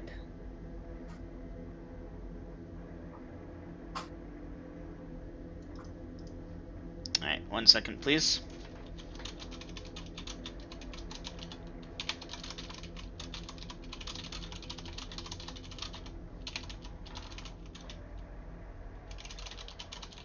And what T intersection are we at? 1 second, I can publish a map in just a second to probably Well, I mean, clear I this up a have bit. the map. Alright, so in that case, you see Sailbarth? Hold on, I gotta get the correct one. Yes. Alright, so you see how if you head east out of Sailbarth, it reaches the road and makes a T intersection? Okay, so that we're there. No, you are south of there.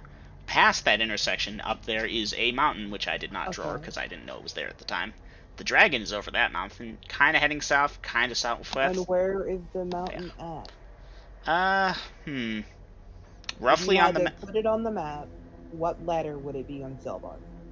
about half a. Make that a quarter square past H and above it by a full square.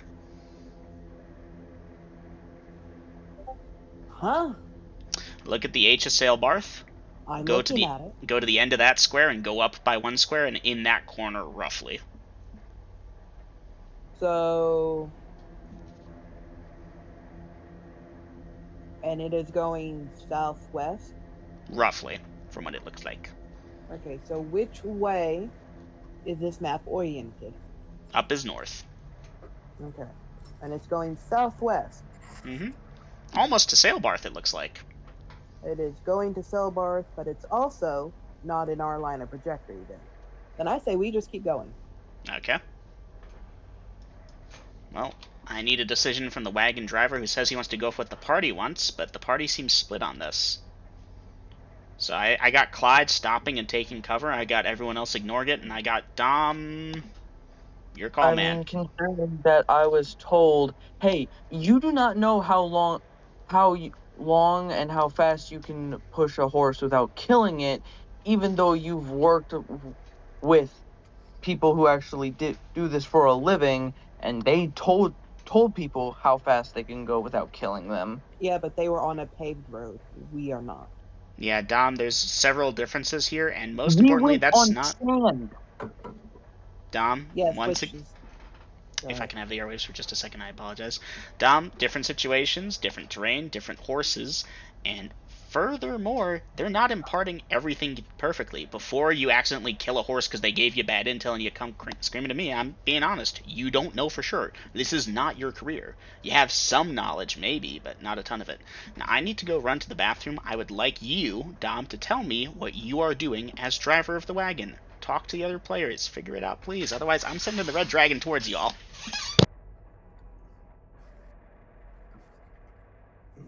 And I cut my finger somehow. I gotta grab a band-aid. I'll be right back.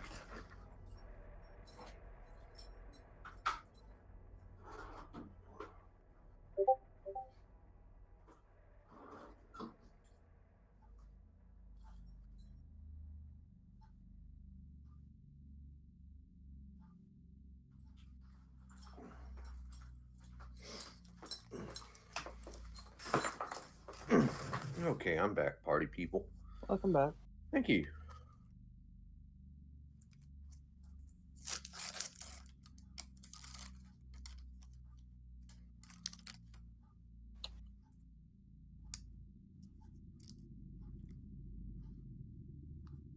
Damn, that thing's bleeding bad.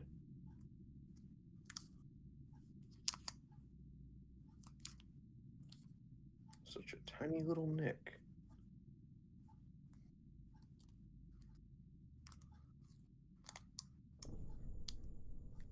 Okay. I am back. I see Welcome Dom's back. thing in out of character. Okay, that's a decision. Thank you. So, Clyde, you take cover. The wagon continues going forward. The dragon continues flying overhead. It begins to circle. And wagon continues going forward. You continue to take cover. And yeah, dragon basically circles the mountaintop for a few times before going down on top of it maybe somewhere. You're not sure, but it does disappear from view. Okay, in that case, Dungeon Master, I will catch up with the party. Alright, party, yep. Dragon circled the mountaintop for a bit, then settled down. Alright, Clyde catches up. Moving forward.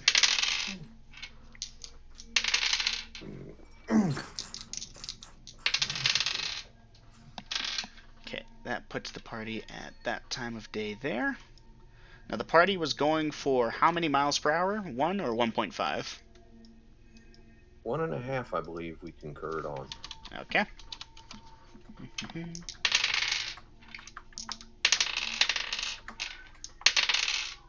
Okay.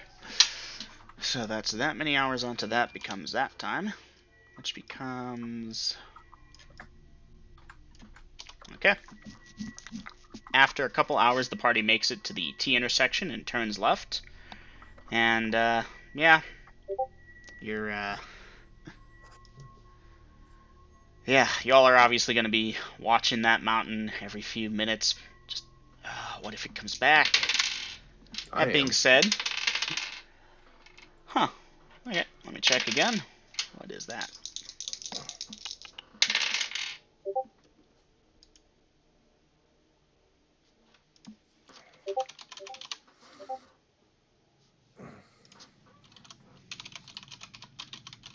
Okay, Dom has...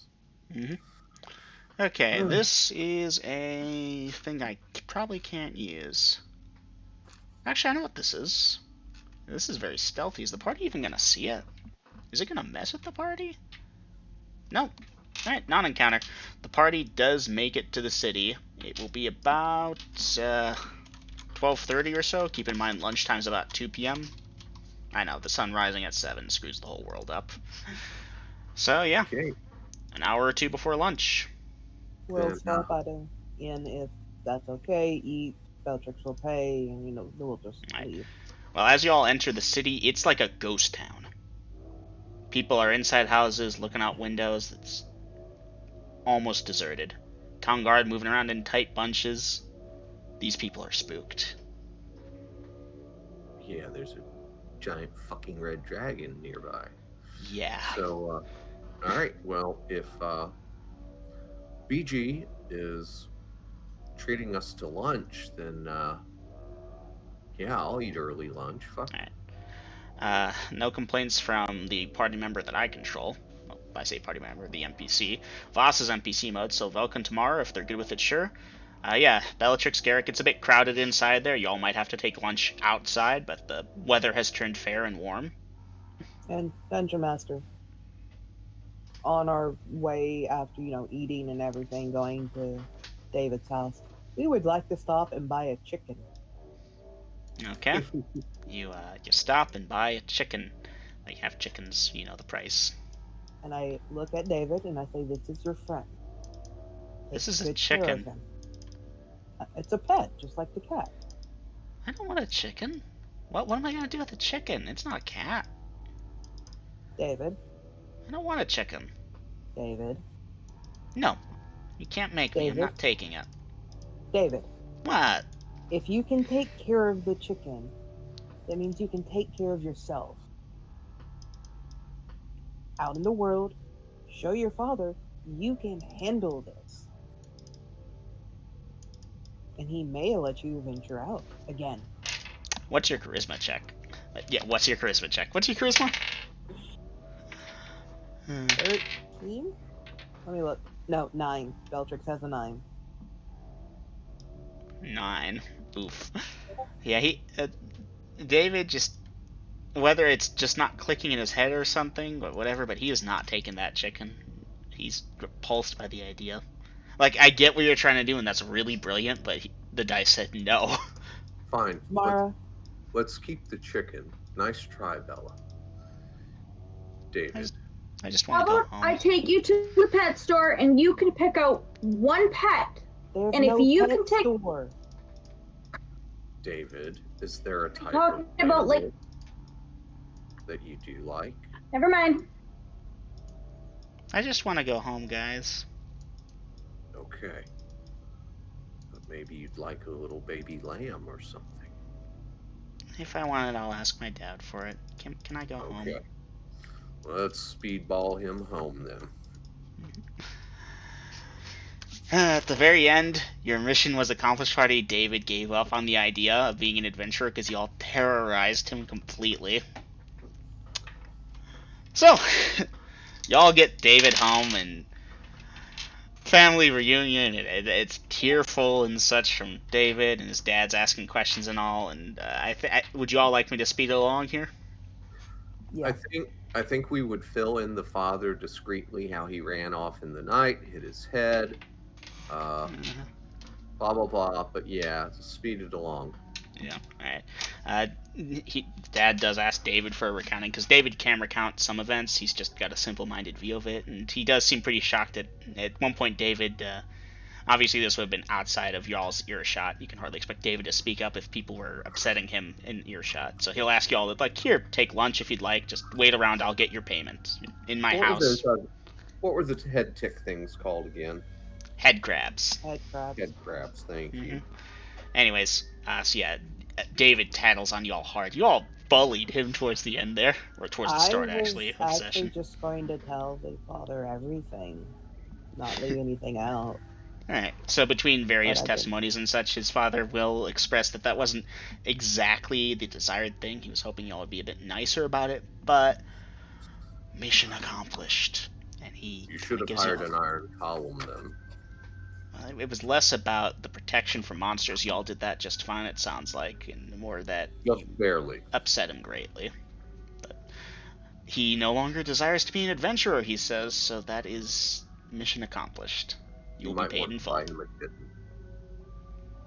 You've never said you wanted us to be nice about it. You only told us that he had to come back alive. I sort of assumed that was implied, but my fault. No. We tried. We tried adventurers, very hard. Thank you for your services rendered and so forth. My steward will hand you all your payments. We did buy him a chicken to replace the cat that ran off because he had ran off. So. But he didn't want the chicken. But we did buy it for him, so I believe it is now your problem. And I will hand over the chicken. I have no use for this. Take it, bring it to the markets, let it loose, eat it for supper. Are you just trying to hand it off to him because you don't want to deal with it, Aiden? Yes. Okay. I'll take it then. I'll take it. Okay. All right, Clyde, you have a chicken in a cage. I'm writing that down. Clyde, what are you gonna do with your chicken, man? Anyways, yes, the party will be paid. He ain't scalping on the agreement. It is indeed 1,000 gold pieces a head in a verified gemstone. GG, everyone. Ka-ching! And after that, he will ask you all to leave, and should you see David on the street in the city, just go the other way. David's very upset by all this, but he does thank you for getting the silly idea of being an adventurer out of his son's head. You're welcome, and if I see him on the streets, the very first thought that will cross my mind will be to go elsewhere. Dungeon Master, does that equate to treasure, like from a dungeon? It does, so everyone gets 1,000 XP from this, too. Well done, party.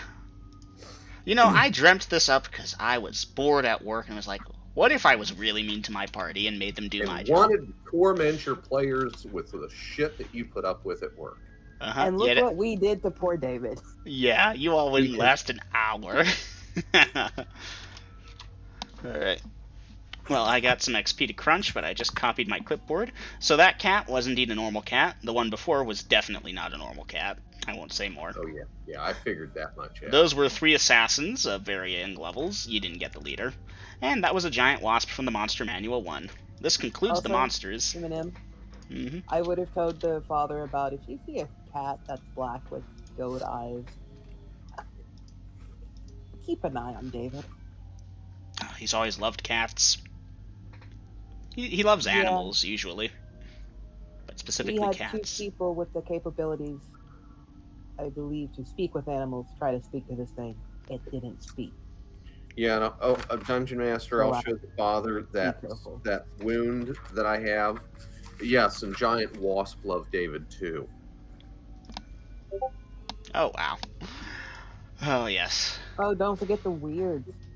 Oh my, But- well, not weird, but the weird undead thing we saw. There we go. I'm sorry. But fortunately for your son, I'm more than a giant wasp can get airborne, so I was able to bring him back down to the ground. Again, this would have been included in the report, and Yeah. he's equally Yeah. parts horrified, fascinated, and congratulatory, and yes, full pay for Oh. a job paid in full. And would also tell him about what Beltrix had said about David doing the tournament of fighters. So be prepared for that. Perhaps we can bring that up to him, soften the blow a bit, but I already have. He's thinking about it. I'm informing you so you're well aware. yep. And yeah, that's about it. That's all I got. All right. And with that, Dungeon Master of the party will take its leave from this estate. And yeah, Mayor, whatever the hell his name was with the idiot son who wanted to be an adventurer, that book is closed. That quest line is completed. You could have done and made him a real adventurer. You could have gotten the reverse of feeble mind done on him. You could have done a lot of things, but the party did the most organic thing, which was terrorize the poor child and take him for everything he was worth, basically. Well done. But, hey, we kept him alive. Now, Dom, I fine if Vasa wants to leave, but Vasa just met these people other than Clyde, who she doesn't know that well. It's very generous, and given your alignment of being Velkin. evil, She knows Velkin. again, not for that long. So I don't think that would fit your alignment to leave them with the wagon. No, you could sell that shit for money, which you need. I'm trying to give them at least something so when I leave, I'm not stranding them. Because Right. some of them still don't have enough money for actual food again. Oh, has don't worry, whole they reason do. my Everyone ration's got on. 1,000 gold pieces in a gem. I know, but they probably want to spend that stuff on things other than food. Then they're gonna have to decide what's more important, food or the other things. The point is they're not destitute, and there are other jobs in town. Alright. GG on those of you that level up from this or come closer to it. I did. Those of you that leveled up can dice for the thing, but you need to train and shit first, obviously. But if you want to get those rolls out of the way and just record them for later, do it in stats dice rolls. I'll wait. I want to shop. Right, I'll do dice roll. What do I roll for it? Okay, it's gonna depend on character. Well, first it would be Velkin, who Right, leveled up both in his cleric and his fighter. Sweet. Tell you what, since you're not gonna be able to apply it yet, would you be willing to do this with Aiden after session? It just occurred to me, we should probably just do this out of session. Sure. Speaking of I will that, keep my excitement to myself then. Well, hey, GG, man. Well, yeah, I'm using the gender-neutral man, but GG. Again, speaking of session, how about we call it here? The Timbers have flared. Probably I'm best fine to head if it the party off wants to stop or go. If y'all want to do shopping, it's pretty much standard prices. Just let me know and I'll think of stuff. There's definitely been an uptick in arrows and bows, let me tell you that. Well, I just didn't want to mess up the party's timeline by doing shopping right now, unless the rest of the party was like, yeah, we'll go shopping with Clyde. That way, wherever we pick up, we all pick up at the same time. Yeah, he can go shopping. I just figured we'd call session here. Okay. This Timber's all flaring. Probably best not to push it.